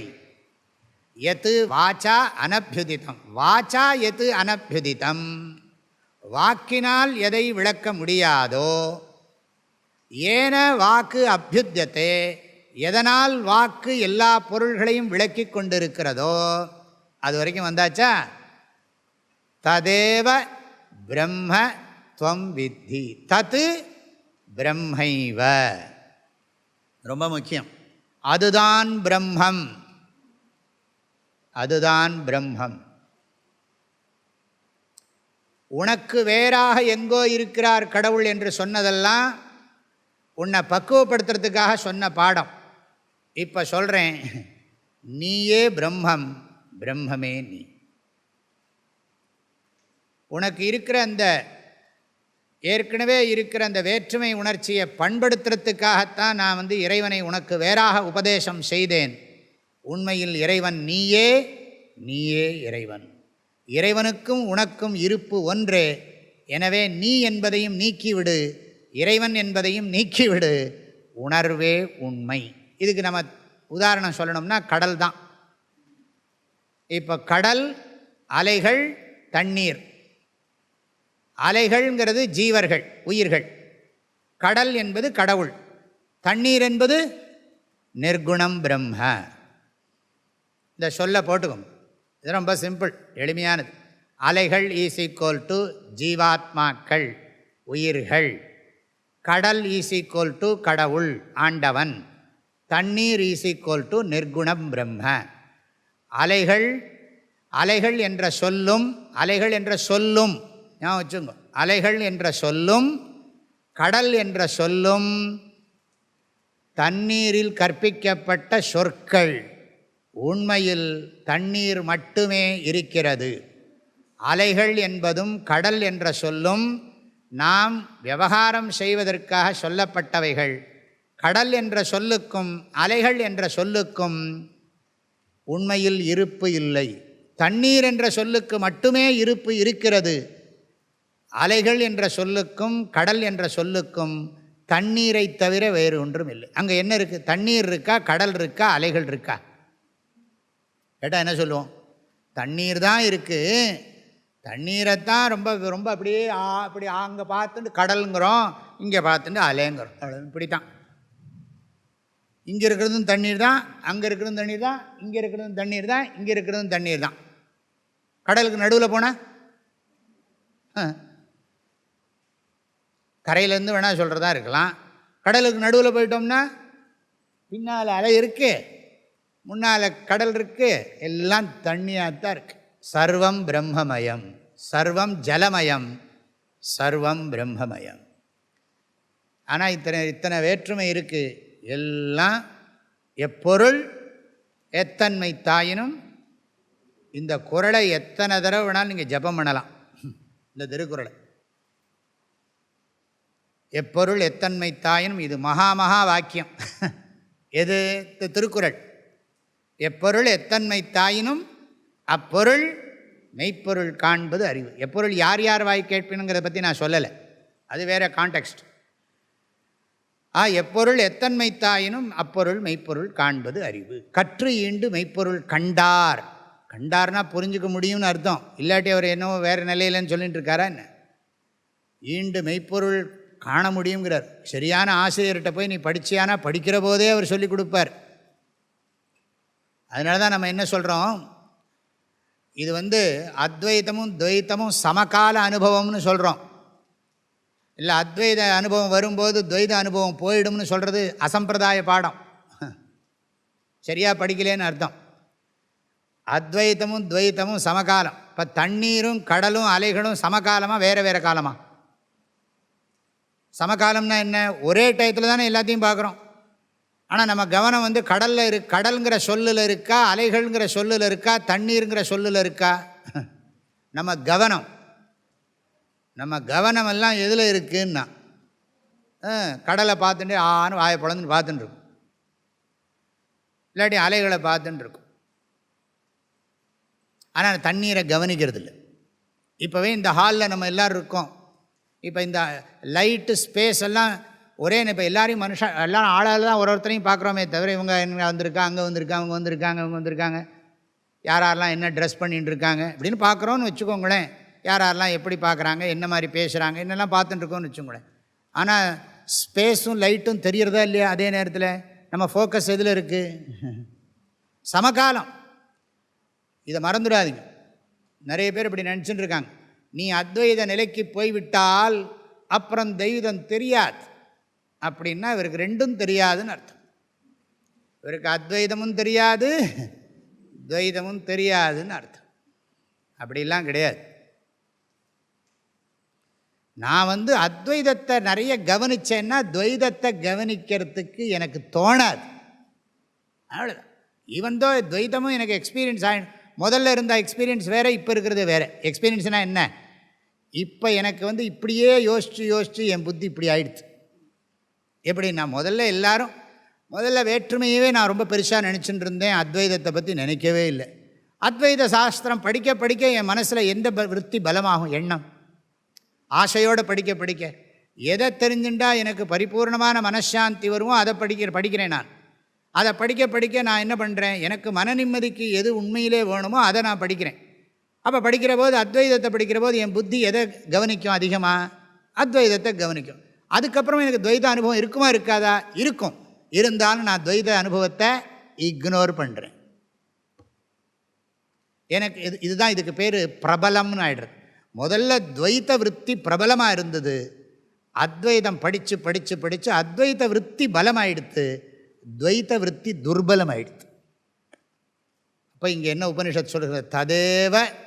ததேவ பிரம்மத்துவம் வித்தி நம்பர் 1, நேதம் எதிதம் உபாசத்தை. அடுத்தது 2 சொல்லு சரியான சப்தம், இது எல்லாத்துலேயும் வரப்போகிறது. தத்து பிரம்ம, அதுதான். சஹா தேவகான்னு சொன்னாரங்க, இங்கே என்ன சொல்கிறார்? தத்து பிரம்மங்கிறார். இங்கே இந்த ஜீவாத்ம பரமாத்ம பேதமே இந்த டாப்பிக்கே கிடையாது, டைரெக்டாக போய்டுறார் அவர். ஆனால் இதுக்கு முன்னால் சொன்ன பாடங்கள்லாம் 8 சாப்டரில் சொன்னதெல்லாம் வேறு. இப்போ என்ன சொல்கிறாருன்னா, அந்த ஸ்ரோத்ரஸ்ய ஸ்ரோத்ரம் மனசோ மனஹா யத் வாச்சோஹ வாச்சம் சவு பிராணஸ்ய பிராணஹா, அப்படி சொன்னேனே சஹா தேவஹா. அதனால் அதை வாக்கு அதை விளக்க முடியாது, சொற்களால் அதை விளக்கி சொல்ல முடியாது. ஆனால் அது இல்லைன்னா சொற்கள் எதுவும் பிரகாசமாகாது. ஆகவே அதுதான் பிரம்மம். தத்து பிரம்ம, தத்து ஏவ பிரம்ம, அதுதான் பிரம்மம். இந்த இடத்துல பிரம்மங்கிறது நிர்குணம், நிர்குண நிர்விகார நித்திய பிரம்மன். நிர்குண நிர்விகார ஆத்மஸ்வரூப பிரம்மன். ஆத்மஸ்வரூபமான பிரம்மன், ஆத்ம வத்திரிக்தமான பிரம்மன் இல்லை. ஜீவாத்மஸ்வரூபமாக இருக்கிற பிரம்மன், உணர்பவனுக்கு ஆதாரமாக இருக்கின்ற உணர்வு. இது சொன்னால் நல்லா புரியும்.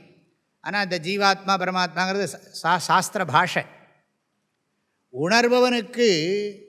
உணர்பவனை நான் என்ன சொல்லிட்டேன்? நிழல்னு சொல்லிட்டேன். நிழல் தான் உணர்பவனாக இருக்கிறது, நிஜம் உணர்பவனாக இல்லை. ஆக நிஜ உணர்வுக்கு உணர்பவனாக இருக்கும் தன்மை இல்லை. உணர்பவன் நிஜ உணர்வை சார்ந்து உணர்பவன் போல் காணப்படுகிறான். இந்த உண்மையை உணர்ந்த பிறகு உணர்பவன் என்கின்ற முக்கியத்துவம் நீங்கி விடுகிறது. அப்போ என்ன, உணர்பவன் என்ன ஆயிட்டான்? இப்போன்னா உணர்பவன் உணர்வாகிவிட்டான். அவர் தான் சொல்கிறார், உணர்பவன் உணர்வே அப்படின்னு சொல்கிறார். உணர்வின்றி உணர்பவன் இல்லை. நான் அந்த சொல்லையே பயன்படுத்துகிறேன். டெக்னிக்கலாக சாஸ்திரத்தை இப்போ உணர்வுன்னா பிரம்மம்னு போட்டுக்கோங்க. அது உணர்வே. அது பிரம்மம்னு சொல்கிற போது என்ன அர்த்தம்? அது உணர்வே, அது உணர்வு தான். ததேவ பிரம்ம, அது உணர்வு தான். அதில் இன்னொரு பதம் இருக்குது, துவம்னு இருக்குது. துவம் தத் பிரம்ம ஏவ, நீ அந்த பிரம்மந்தான், நீ அந்த பிரம்மந்தான். அப்படின்னு ஒன்று இல்லையே, நான் எப்படி பிரம்மம் ஆக முடியும் சுவாமி? நான் இத்தனை நாள் அவரையிலோ பூஜை பண்ணிகிட்டு இருக்கேன். அவர் பிரம்மன்னா பெருசு, நான் சின்னவன்லோ நினச்சின்னு இருக்கேன் அப்படின்னா. இல்லை இல்லை, நீ கேட்ட கேள்வியை நீ திரும்ப பாரு. யார் இதை இயக்குகிறான்னு. அப்போ நீ இத்தனை நாளாக உபாசனையெல்லாம் பண்ணினியா? அப்போ எந்த ஞானத்தோட உபாசனை பண்ணினேன்? 8 அத்தியாயம் முடிஞ்சு போச்சு. நீ இத்தனை நாளாக எந்த ஞானத்தோட உபாசனை பண்ண? தேகாத்ம புத்தியோட உபாசனை பண்ணினியா, ஜீவாத்ம புத்தியோட உபாசனை பண்ணினியா? கேள்வி பாருங்க. ஏற்கனவே 8 சாப்டர் முடிஞ்சிருக்குது, 9வது சாப்டருங்கிறது மறக்கப்படாது. இப்போ 8 சாப்டரில் உனக்கு தேகாத்ம புத்தியோட நீ பூஜை பண்ணினியா, ஜீவாத்ம புத்தியோட பூஜை பண்ணினியா? பூஜை பண்ணணும்னாலே ஜீவாத்ம புத்தி இருந்தால் தான் உண்மையான பூஜை. தேகாத்ம புத்தியோடு பண்ணுறதெல்லாம் தெளிவில்லாது. பண்ணினா பண்ணுவோம், பண்ணாட்டி போனால் போனோம், மாற்றிப்போம், என்ன வேணாலும் பண்ணுவோம். தேகாத்ம புத்தினா உடம்பே நான் நினச்சி பூஜை பண்ணியா, உடம்புக்குள்ளே இருக்கிற உயிர்னு நினச்சி பூஜை பண்ணியா? உன்னை உயிராக கருதி கொண்டு இறைவனை வழிபட்டாயா, உன்னை உடலாக கருதி கொண்டு இறைவனை வழிபட்டாயா? என்றைக்கு நீ உன்னை உயிராக கருதி கொண்டு இறைவனை வழிபடுகின்றாயோ அன்றைக்குத்தான் உண்மையிலேயே ஆன்மீக வாழ்க்கையை நீ துவங்குகிறாய். உன்னை உடலாக கருதி கொண்டு நீ வழிபட்டால் நீ ஆன்மீக வாழ்க்கையை துவங்கவே இல்லை என்றுதான் பொருள். ஏதோ பழக்கத்தினால பண்ணுற, அதுக்கும் ஒரு மகிமை உண்டு. அதனால் ஒரு நாளைக்கு புரிஞ்சுப்பேன், நீ உடலாக இல்லை, உன்னை உயிராக கருதி கொண்டு தான் பண்ணியிருக்கு. உயிர் உயிருக்கு உயிரான இறைவனுக்கு அடிமை. இதெல்லாம் துவைத சாஸ்திரம். இங்கே அப்படி சொல்லலை. உணர்வே, நீ அந்த உணர்வாகவே இருக்கிறாய். உணர்வின்றி உடலுக்கு உணர்ச்சி இல்லை. உணர்வின்றி உடலுக்கு உணர்ச்சி இல்லை, உள்ளத்திற்கு உணர்ச்சி இல்லை, உடலுக்கும் உயிரோ உணர்ச்சியோ கிடையாது. ஆகவே நீ உணர்வே, நீ உடலல்ல, நீ உள்ளமல்ல, நீ உயிரல்ல, நீ உணர்பவனும் அல்ல, உணர்வே நீ என்கிறார். பாடம் எப்படி போகிறது பாருங்க. இதுதான் உபனிஷத். உபான்னு சொன்னால் நெருக்கம்னு அர்த்தம். ரொம்ப ரொம்ப நெருங்கி இருக்கிறதுன்னு அர்த்தம். எது ரொம்ப நெருங்கி இருக்குது அப்படின்னா அது நீ புரிஞ்சுக்கிறத பொறுத்து இருக்கு. எனக்கு இப்போ ரொம்ப நெருக்கமாக மைக் இருக்குன்னா, அதை விட நெருக்கமாக எனக்கு என்ன இருக்குன்னா உடம்பு இருக்குது. உடம்பை விட நெருக்கமாக என்ன இருக்குன்னா மனசு இருக்குது. மனசை விட நெருக்கமாக என்ன இருக்குன்னா நான் இருக்கேன்.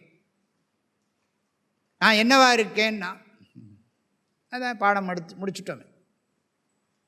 ஆக நான் உடலா, உள்ளமா, உயிரா, உணர்பவனா, உணர்வா? நான் தமிழில் புரியறதுக்காக சொல்கிறேன். சம்ஸ்கிருதத்தில் சொன்னால் எப்படி சொல்லுவோம்? தேகமா அந்தఃகரணமா, தேகமா அந்தःகரணமா, ஜீவனா,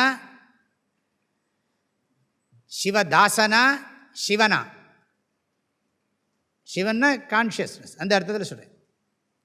நான் உடலா, உள்ளமா, உயிரா, இறைவனின் அடிமையா, இறைவனா? அப்படிங்கிற போது இங்கே பாடம் தது பிரம்ம, அது பிரம்மம், அது பிரம்மந்தான். தது பிரம்ம ஏவ, அது பிரம்மந்தான். தது துவம், அது நீதான், நீதான் அந்த பிரம்மம். நீ பிரம்மனை உனக்கு ஆப்ஜெக்டாக நினைக்காதே. அதுக்கு தான் அடுத்த வரி, நேதம் எதிதம் உபாசத்தே. நீ வழிபடப்படும் பொருளாக பிரம்மம் இல்லை. அதுதான் இது ரொம்ப முக்கியம். அது எப்படி சுவாமி சொல்கிறீங்கன்னா, நீ ஆப்ஜெக்டிஃபை பண்ணி வழிபடுறையே, அப்போ ஆத்மா பகவான் ஆத்மானா என்ன அர்த்தம்? நான் அர்த்தம். பகவான் எனக்கு வேறையாக இருக்காருன்னு அர்த்தம். அவர் அனாத்மா இல்லையா? ஆத்மா இல்லையே, அவர் ஆத்மா இல்லை, அவர் அனாத்மாவாயிடுவார். ஆத்மானா நான். இந்த உடம்பு முழுக்க வியாபிச்சிருக்கிறது யார்? நான் தான் வியாபிச்சிருக்கேன், நான் ஆத்மா. அவர் பரமாத்மா, நான் ஜீவாத்மா. எனக்கு வேறாக அவர் இருக்கிறார், அதனால் அவரை நான் பூஜை பண்ணுறேன். ஆனால் ரெண்டுலேயும் ஒரு சப்தம் இருக்குது, ஆத்மாங்கிறது ஒரு சப்தம் இருக்குது. ஜீவன் பரன், பரம ஆத்மா, ஜீவ ஆத்மா. இப்போ ஆத்மா ரெண்டா ஒன்றான்னு அப்புறம் கேள்வியெல்லாம் ஆரம்பிச்சிடும். அவ்வளோலாம் போகலை. இப்போ நான் வேறே அவர் வேறேன்னு நினச்சிட்டு தான் நான் இத்தனை நாளாக இருந்தேன். அது சாஸ்திரம் ஒத்துக்கிறது. நான் உன்னை பக்குவப்படுத்துறதுக்காக தான் அப்படி சொன்னேன். இப்போ உனக்கு அந்த மெச்சூரிட்டி வந்தாச்சு, இனிமேல் இந்த டீச்சிங் ஆரம்பிக்க வேண்டிதான். எத்தனை நாளைக்கு தான் நீ அவரை போய், அவரும் அப்படி நினைக்கிறது இல்லை. அவர் தான் இதை சொல்லிக் கொடுக்குறார். எந்த பகவான் கர்மகாண்டத்தில் இருந்து கொண்டு நீயும் நானும் வேறேன்னு உபதேசம் பண்ணுறாரோ, கர்மகாண்ட ரூபமான வேதமாக இருந்து கொண்டு நீயும் நானும் வேறு என்று உபதேசம் பண்ணுகிறாரோ, அதே பகவான் தான் ஞானகாண்ட ரூபமாக இருந்து கொண்டு நீயும் நானும் உண்மையில் ஒன்றுன்னு உபதேசம் பண்ணுறார். இந்த ரெண்டு வாக்கியத்துலேயும் நமக்கு ஸ்ரத்த வேணும். இதை இன்னும் நிறைய சிந்திக்கலாம். உதாரணத்துக்கு பிரம்மம்னு சொன்னால் உலகமே, இதான் சப்ஜெக்ட். ஏதோ சொல்ல விட்டு போயிடுதோ தெரியல, எனக்கு மறந்து போயிடுது. அதாவது சப்ஜெக்ட் ஆத்மா, ஆப்ஜெக்ட். இப்போ என்ன சொல்ல வந்தேன்? பகவான் அனாத்மான்னு சொன்னேன் இல்லையா? பகவான் அனாத்மான்னு சொன்னேன். அனாத்மானா என்னெல்லாம் தோஷம் வரும்? அவர் எனக்கு ஆத்மா இல்லை, ஆத்மா நான், அவர் எனக்கு வேறு. அவர் எனக்கு வேறேன்னா அவர் யார்? நான் இல்லை, நான் அவர் இல்லை. நான் இல்லைங்கிறதுக்கு பேர் அனாத்மான்னு பேர். நான் இல்லைங்கிறதுக்கு பேர் அனாத்மான்னு பேர். அவருக்கு ஆத்மா இருக்கலாம், அவருக்கு ஆத்மா இருக்கலாம். அந்த ஆத்மா வேறு, இந்த ஆத்மா வேறு. இப்போ அந்த ஆத்மா வேற, இந்த ஆத்மா வேற. அதுவும் உண்மை, இதுவும் உண்மை. அந்த ஆத்மாவுக்கு குவாலிட்டிஸ்லாம் நிறைய இருக்குது. அனந்த கல்யாண குணகணைக்க நிலையாக, எனக்கு குணங்களே சரியாக இல்லை. அப்போ நானும் அவரும் எப்படி ஒன்றாக முடியும்னா, நீ இந்த அவருக்கும் அவருக்கும் நீ உடம்பு மனசெல்லாம் கற்பனை பண்ணுற, எனக்கும் உனக்கும் உடம்பு மனசை கற்பனை பண்ணுற. இந்த உடம்பு மனசுங்கிறதுக்கு பேர் தான் உபாதின்னு பேர். இதை நீக்குங்கிறார். இது அறியாமையினால் இதுக்கு முக்கியத்துவம் கொடுக்குற. நான் ஒரு நாள் சொன்னேன் நினைக்கிறேன், ஒரு கிளாஸில் சொன்னேன் இல்லையா, இங்கே பெரிய தங்கத்தினால ஒரு பெரிய பாத்திரம் இருக்குது, தங்கம் வைரமெல்லாம் பூசி பெரிய அண்டா வச்சுருக்கு. இங்கே ஒரு கொட்டாங்கச்சியில் ஒரு கொட்டாங்கச்சியோ மண் சட்டியிலையோ ஒன்று பண்ணியிருக்கு. இதுலேயும் பெரிய பாத்திரம் இருக்குதுன்னு வச்சுக்கோங்களேன். பாத்திரம் இருக்கோ சின்னதாக இருக்கும், இதுக்குள்ளேயும் ஸ்பேஸ் இருக்குது, அதுக்குள்ளேயும் ஸ்பேஸ் இருக்குது. அது எவ்வளோ பெரிய தங்க வைரம் பதிச்சா என்ன, வைடூரியம் பதிச்சா என்ன, அதுக்குள்ளே இருக்கிற வாட்டர் அதில் விடணும். நீ பன்னீரை வேணாலும் விடு. ஸ்பேஸ் ஒன்று தான். இதுதான் எக்ஸாம்பிள். அது மாதிரி நான் அல்பமாக இருந்தால் என்ன, என்னோடய பாடி மைண்டு காம்ப்ளெக்ஸ் தான் என்னை லிமிட் பண்ணுறது. பகவானுடைய பாடி மைண்டு காம்ப்ளெக்ஸ்னு வச்சுப்போம். அவருக்கு அவரும் அதில் லிமிட்டடாக இருக்கார். நான் அவர் இல்லை, அனாத்மான்னு சொன்னால் நிறைய அனர்த்தங்கள்லாம் வரும். ஆனால் கடவுளை என்ன சொல்கிறார்? நான் ஆத்மாவாக இருக்கிறேன். அங்கே தான் ஆத்மாவுக்கெல்லாம் ஆத்மான்னு சொல்லிவிடுறாங்க. அதுதான் பேதாபேதவாதம். அதெல்லாம் எல்லாத்தையும் ரிமூவ் பண்ணுறோம், அத்தனையும் ரிமூவ் பண்ணிடுறோம். ஆக நான் உடலுமல்ல, உடலுமல்ல, உள்ளமும் அல்ல, உயிர்களும் அல்ல. பிரம்மம் பேசுகிறதுன்னு வச்சுப்போம். இதல்ல, உயிர்களும் அல்ல, உயிர்களுக்கு உயிரான இறைவனும் அல்ல, உணர்வே நான். அதனால தான் முதல் ஒரு வகுப்பில் சொன்னேன், தூய உணர்வே உயிர்களுக்கு உயிரான இறைவனாகவும், உயிர்களாகவும், உள்ளங்களாகவும், உடல்களாகவும், உலகங்களாகவும், உறவுகளாகவும் மாயையினால் காட்சி அளிக்கின்றன. அப்படி சொல்லிகிட்டே இருக்கேன். ஆகினால் இதுக்கெல்லாம் இந்த வேற்றுமைக்கு மதிப்பு தருவதை விட்டு விடுவோம். அது என்ன உயர்ந்த வேற்றுமையாக இருக்கட்டும். இறைவனுக்கும் எனக்கு இருக்கிற வேற்றுமை உயர்ந்த வேற்றுமைன்னா, எனக்கும் பக்கத்து வீட்டுக்காரனுக்கு இருக்கிற வேற்றுமை தாழ்ந்த வேற்றுமைன்னா. வேற்றுமையில் என்ன உயர்வு தாழ்வு? இறைவனுக்கும் எனக்கு இருக்கிற வேற்றுமையை நான் நீக்குகிறேன். ஒரு அணுளவும் எனக்கும் இறைவனுக்கும் வேற்றுமை கிடையாது. அலைக்கும் கடலுக்கும் அணுளவும் தண்ணீரின் கோணத்தில் வேற்றுமை கிடையாது. ஆகவே தத்து பிரம்ம, தத்து பிரம்ம ஏவத்வம், எப்படி வேணாலும் போடலாம் அந்த வாக்கியத்தை. எது இதம் உபாசத்தை தத்து ந பிரம்ம. நீ உபாசத்தைன்னா என்ன அர்த்தம்? இங்கே இருக்குது உபாசத்தைங்கிற வார்த்தை. உபன்னா பக்கத்தில், ஆசத்தே அப்படின்னா ஆசத்தில் ஆசனம் உபாசனம்னு சொல்கிறோம் இல்லையா? அடிக்கடி இந்த பக்தி மார்க்கத்துலலாம் கேள்விப்படுறோம். அவர் ஸ்ரீவித்யா உபாசகர் அப்படிலாம் சொல்லுவாங்க. சொல்கிற போதே அது எப்படி ஊம்பா, அது சொல்கிற போதே பெருசாக சொல்கிறது. அது என்ன கேட்ட உடனே நிறைய பேருக்கு இதெல்லாம் நமக்கெல்லாம் ஆகாதுன்னு நினச்சிடுவான். அது சொல்கிறது ஒரு பழக்கம் இருக்குது, பெரிய பிரம்ம ஞானியாக்கும் அப்படின்னு. அப்படி சொல்கிற போதே இது யாருக்கும் பாசிபிலிட்டி இல்லைங்கிற மாதிரியே பேசுகிறது. அவர் இதை படிச்சிருக்கார், அதுக்கு சொல்லலாம், தப்பு இல்லை. அது என்னமோ பண்ணுறது எங்களுக்கெல்லாம் என்னமோ அப்படி சொல்லியே நிறைய பேர் இதுக்கு என்ன இதெல்லாம் நமக்கு ஆகாதுன்னு நினச்சிவிட்டான். இதுதான் வேணும் வாழ்க்கையிலேயே. ஒருத்தன் பிஹெச்டி 5 பிஹெச்டி பண்ணியிருக்கலாம், 10 பிஹெச்டி பண்ணியிருக்கலாம். ஆனால் பிரம்மஜானம் முக்கியம், அது ரொம்ப சுலபம். வேறு பிஹெச்டி பண்ணுறது தான் கஷ்டம். அகம் பிரம்மாஸ்மி சொல்லப்போனால் இதுக்கு எஃபர்ட் எடுத்தால் மோட்சம் கிடைக்கும். 10 பிஹெச்டி பண்ணால் என்ன கிடைக்கும்? பரவாயில்ல, அதுக்காக நான் 10 பிஹெச்டி பண்ணுறதை குறையா சொல்லலை. அதை விட முக்கியம் இது. இதை பண்ணிவிட்டு எத்தனை பிஹெச்டி பண்ணினா என்ன, தப்பு கிடையாது. தத்து பிரம்ம ஏவத்வம். நீ இந்த உபாசனை என்னன்னா, உபன்னா பக்கத்தில், ஆசனம்னா அமர்றது. எதுக்கு பக்கத்தில் போய் அமர்றது? இறைவனுக்கு பக்கத்தில் போய் அமர்றதுன்னா. இறைவன் எங்கே இருக்கார்? இறைவனுக்கு பக்கத்தில் அமர்றதுன்னா உபாசனம் அப்படின்னா, உப என்றால் அருகில், ஆசனம் என்றால் அமர்தல். அந்த வேர்டுக்கு லிட்ரல் மீனிங் அதுதான். இப்போ உபாசனம்னா இறைவனுக்கு அருகில் அமர்தல்னு சொன்னால், இறைவனுக்கு அருகில் அமர்தல்னால் என்ன அர்த்தம்? ஃபோட்டோவுக்கு பக்கத்தில் போய் உட்கார்றதா, படத்துக்கு பக்கத்தில் உட்கார்றதா அப்படின்னா. இறைவனுக்கு அருகில் அமர்தல்னா இறைவன் எங்கே இருக்கிறான்னா, உன்னிலும் இருக்கிறான், எண்ணிலும் இருக்கிறான், தூணிலும் இருக்கிறான், துரும்பிலும் இருக்கிறான், அங்குங்கனாதபடி எங்கும் பிரகாசமாக இருக்கிறான். அப்போ எப்படி அவருக்கு பக்கத்தில் போகிறது? நான் தூரத்துலையா இருக்கேன்? இப்போது நான் கடவுளை விட்டு தூரத்துலையா இருக்கேன்? இப்போ நான் கடவுளை விட்டு நான் விலகி போக முடியுமா? தாய்மான ஒரு பாட்டில் சொல்கிறார் இல்லையா, இரும்பு நேர் வஞ்சக கள்வன் ஆனாலும் உன்னை இடைவிட்டு நிற்பது உண்டோ. இரும்பு நேர் வஞ்சக கள்வன் ஆனாலும், நீங்கள் சித்தாந்த பேதங்கள்லாம் பார்க்க வேண்டாம், இதில் இருக்கிற அர்த்தத்தை கவனிங்க. இடைவிட்டு நிற்பது உண்டோ. அலைகள் என்னைக்காவது தண்ணீரை விட்டு விலகி இருக்க முடியுமா? கடலை விட்டு விலகி இருக்க முடியுமா? நான் சொல்லலை, இங்கே தான் அது கவனிக்கணும். அலைகள் என்றாவது தண்ணீரை விட்டு விலகி இருக்க முடியுமா?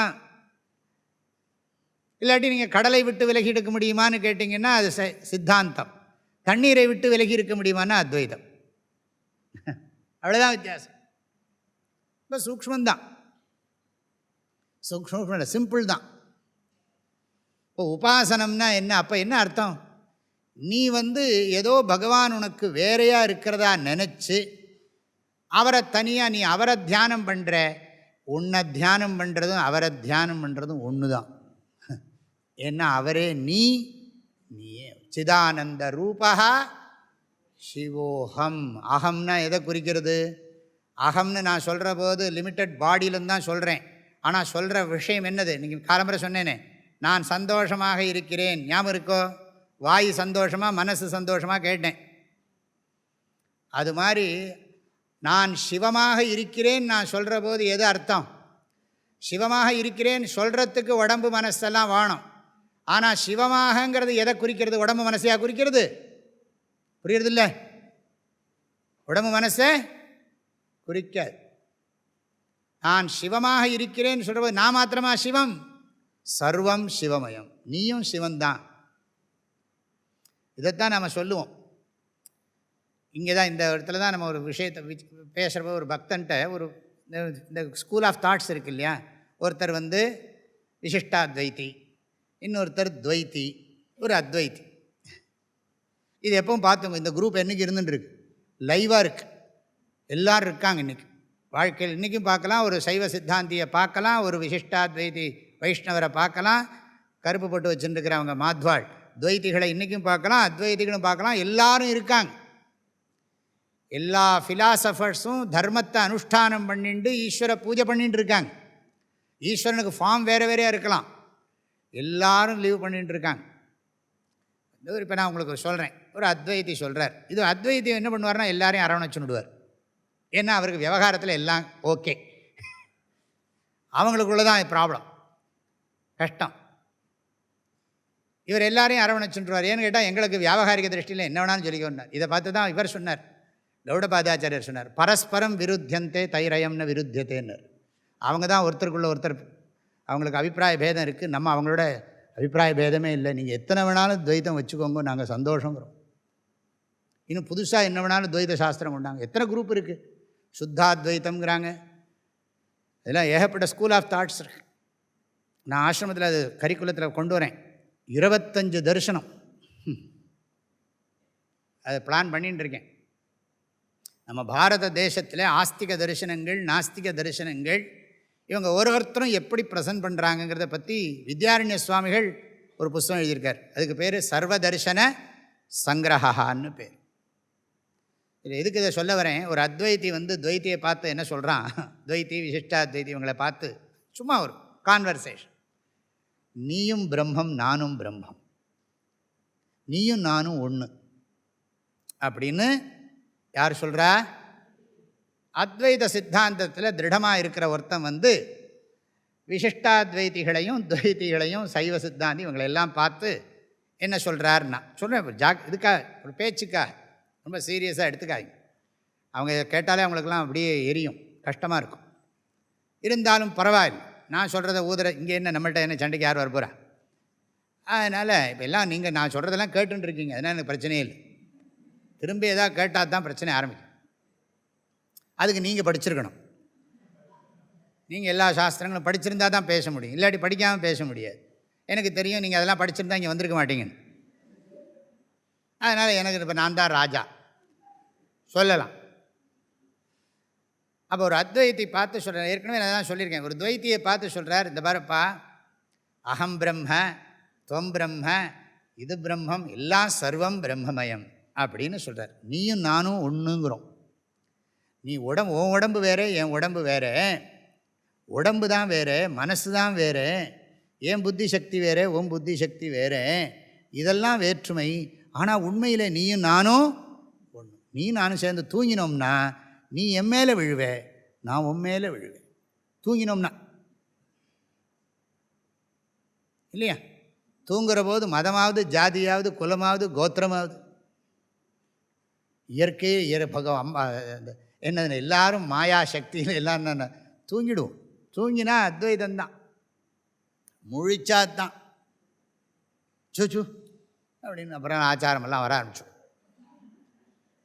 தப்பு இல்லை, தூங்குற போது என்ன பண்ணுறது? அப்போ இவர் பார்த்து சொல்கிறார், ஒரு அத்வைத்தி துவைத்தியை பார்த்து சொல்கிறார், துவம் பிரம்ம அகம் பிரம்ம சர்வம் பிரம்ம சொல்கிறார். அவர் சொல்கிறார், ஓ இப்படி சொல்லப்படாது, நீ ஒரு உயிர், நான் ஒரு உயிர், நாம் எல்லோரும் அந்த உயிருக்கு உயிரான இறைவனுக்கு அடிமைகள், அப்படிதான்ப்பா இருக்கணும், இப்படி பேசாத பாவம் அப்படிங்கிறார். யார்? அவர் சொல்கிறார். நான் சொல்கிறேன், அது வாஸ்தவம் தான், அது ஒரு லெவல், அப்படி தான் இருப்போம். நானும் உங்கள்கிட்ட பணிவாக தான் இருக்கேன், நீ எங்கிட்ட பணிவார், அன்பாக இருப்போம். ஆனால் உண்மையில் நாம் எல்லோரும் ஒன்று, அதுதானே என்ன? நான் ஒத்துக்க மாட்டேன் அப்படிங்கிறார். இப்போ நீங்கள் சொல்லுங்க, எந்த தாட் சிறந்தது? அது நான் உங்கள்கிட்டே விட்டுடுறேன். எது சரி? நீயும் நானும் உண்மையிலே ஒன்று. உணர்பவன்கிற கோணத்தில் நீயும் நானும் வேற வேற, உணர்வுங்கிற கோணத்தில் நீயும் நானும் ஒன்றுங்கிறான். அவர் என்ன சொல்கிறார்? நீயும் உணர்பவன் தான், நானும் உணர்பவன் தான், நாம் எல்லோரும் உணர்வுக்கு அடிமைகள்ங்கிறார். எது கரெக்டு?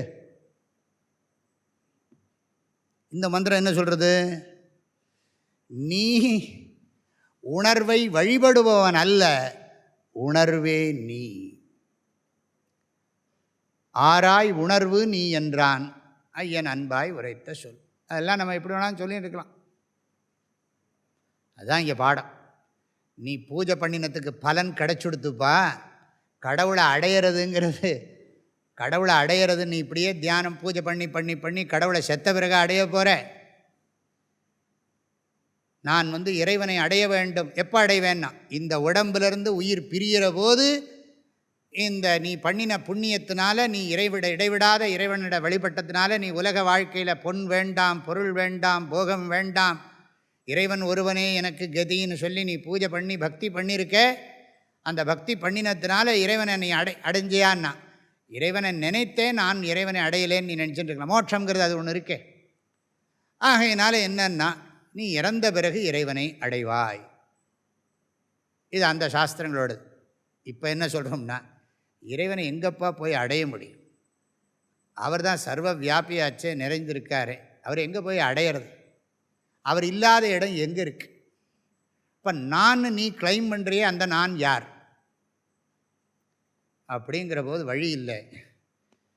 நான் ஒரு கோணத்தில் பார்த்தா வழிபடுறவன், இன்னொரு கோணத்தில் பார்த்தா வழிபடுபவன், வழிபடப்படும் பொருள் இரண்டுக்கும் ஆதாரமானவன். ஆகவே நான் வழிபடுபவனும் அல்ல, வழிபடப்படும் பொருளும் அல்ல.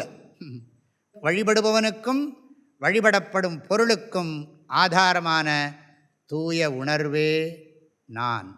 அதைத் தவிர வேறொன்றும் இல்லை. அனைத்தும் கற்பிக்கப்பட்டிருக்கின்றன. அதுதான் மித்யா சொல்.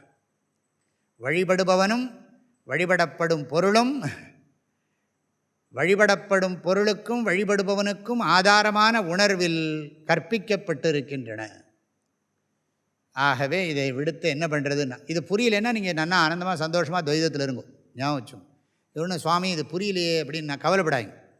என்றைக்கு புரியறதோ புரியட்டும். ஆனால் நம்ம படிக்கிறது, நான் அந்த சம்பிரதாயத்தில் தான் அதை சொல்லி தந்துட்டுருக்கேன்.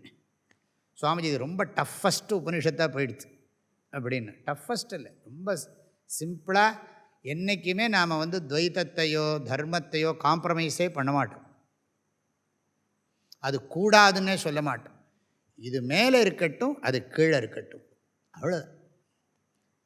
நீ மனசில் இதை ஞானத்தை வச்சுக்கோ. வெளியிலெல்லாம் பாவாத்வைத்தம் சதா குறியாத், கிரியாத்வைத்தம் ந கருகிச்சித். மனசில் இந்த அத்வைத ஞானம் பலமாக இருக்கட்டும். துவைத்தத்தில் சந்தோஷமாக பகவானை பூஜை பண்ணு, தர்மத்தை கடைப்பிடி, நல்ல குணங்களை வளர்த்துக்கோ. ஏதாவது டிஸ்டர்பன்ஸ் வந்தால் இக்னோர் பண்ணு. Follow your routine. காலையிலேருந்து ராத்திரி வரைக்கும் சந்தோஷமாக அவன் ரொட்டீனை பண்ணிகிட்டே இரு. என்ன ப்ராப்ளம் வந்தாலும் சரி, எவ்வளோ மேக்ஸிமம் முடியுமோ பண்ணு. முடியலன்னா பேசாமல் இரு. அதர்மம் பண்ணாது. முடிஞ்சால் தர்மம் பண்ணு, இல்லை அதர்மம் பண்ணாது. தர்மம் பண்ணினாலும் ஞானத்தை கைவிடாது. அவ்வளோதான். ததேவ பிரம்மத்வம் வித்தி நேதம் யதிதம் உபாசத்தே. நேதம் யதிதம் உபாசத்தே. எது இதம் உபாசத்தே தது பிரம்மன்ன அப்படிங்கிறார். நீ வழிபடப்படும் பொருளாக பிரம்மம் இல்லை. இதை போய் ஒரு கோயில் கும்பாபிஷேகத்திலாம் பேசக்கூடாது. இறைவன் வழிபடப்படும் பொருளாக இல்லை, நாமவே இருக்கிறோம் அப்படின்னு. அப்போ என்னென்னா, இந்த உண்மையை புரிந்து கொள்வதற்காகத்தான் வழிபாடு. இந்த உண்மையை புரிந்து கொள்வதற்காகத்தான் வழிபாடு. இந்த உண்மையை புரிந்து கொண்ட பிறகும் வழிபாட்டை நாம் நிறுத்தப் போவதில்லை. மகிழ்ச்சியோடு பண்ணுவோம், நன்றி உணர்ச்சியோடு பண்ணுவோம், கிராட்டிடியூடோடு பண்ணுவோம், சந்தோஷமாக பண்ணுவோம். இந்த ஞானத்தை கொடுத்ததுக்கு உனக்கு எத்தனை நமஸ்காரம் வேணாலும் பண்ணுறேன்னு உடம்பு பண்ணும். ஆனால் உள்ளத்தில் ஆழமாக என்ன இருக்குது? நமஸ்காரமும் நான் பண்ணலைங்கிற ஞானம் இருக்கும். எப்படி? நானாக நமஸ்காரம் பண்ணுறேன், அந்த உணர்பவன் நமஸ்காரம் பண்ணுறான். உணர்வு நமஸ்காரம் செய்யவில்லை. இந்த உண்மையை நம்ம மனசில் வாங்கிப்போம்.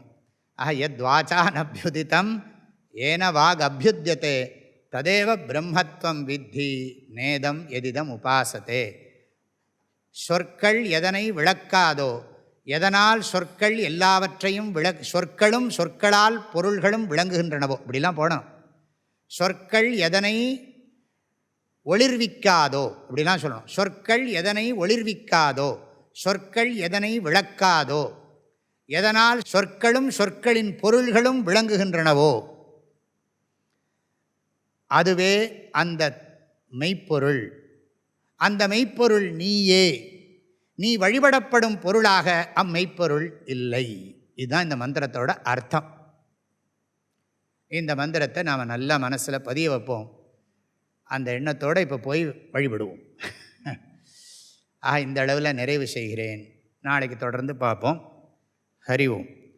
ஓம் ஆப்யாயந்து மமாங்கானி வாக் பிராணச்சக்ஷுஸ்ரோத்ரமதோ பலமிந்திரியாணி ச சர்வாணி சர்வம் பிரம்ம உபனிஷதம் மாஹம் பிரம்ம நிராகுர்யாம் மா பிரம்ம நிராகரோத் அநிராகரணமஸ்த்வநிராகரணம் மே அஸ்து ததாத்மனி நிரதேய உபனிஷத்சு தர்மாஸ்தே மயி சந்து தே மயி சந்து. ஓம் சாந்தி ஷாந்தி ஷாந்தி. ஐயனே எனதுள்ளே நின்று அனந்த ஜன்மங்களாண்ட வெளிவந்த குருவே போற்றி. உய்யவே முக்தி நல்கும் உதவிக்கோர் உதவினாயேன் செய்யுமாறொன்றும் காணேன் திருவடி போற்றி போற்றி. மூர்த்தியெல்லாம் வாழி எங்கள் மோன குருவாழி அருள் வார்த்தை என்றும் வாழி அன்பர் வாழி பராபரமே. ஓம் சாந்தி ஷாந்தி ஷாந்தி. ஹரி ஓம். ஆதிகுருநாத ஸ்வாமிகி.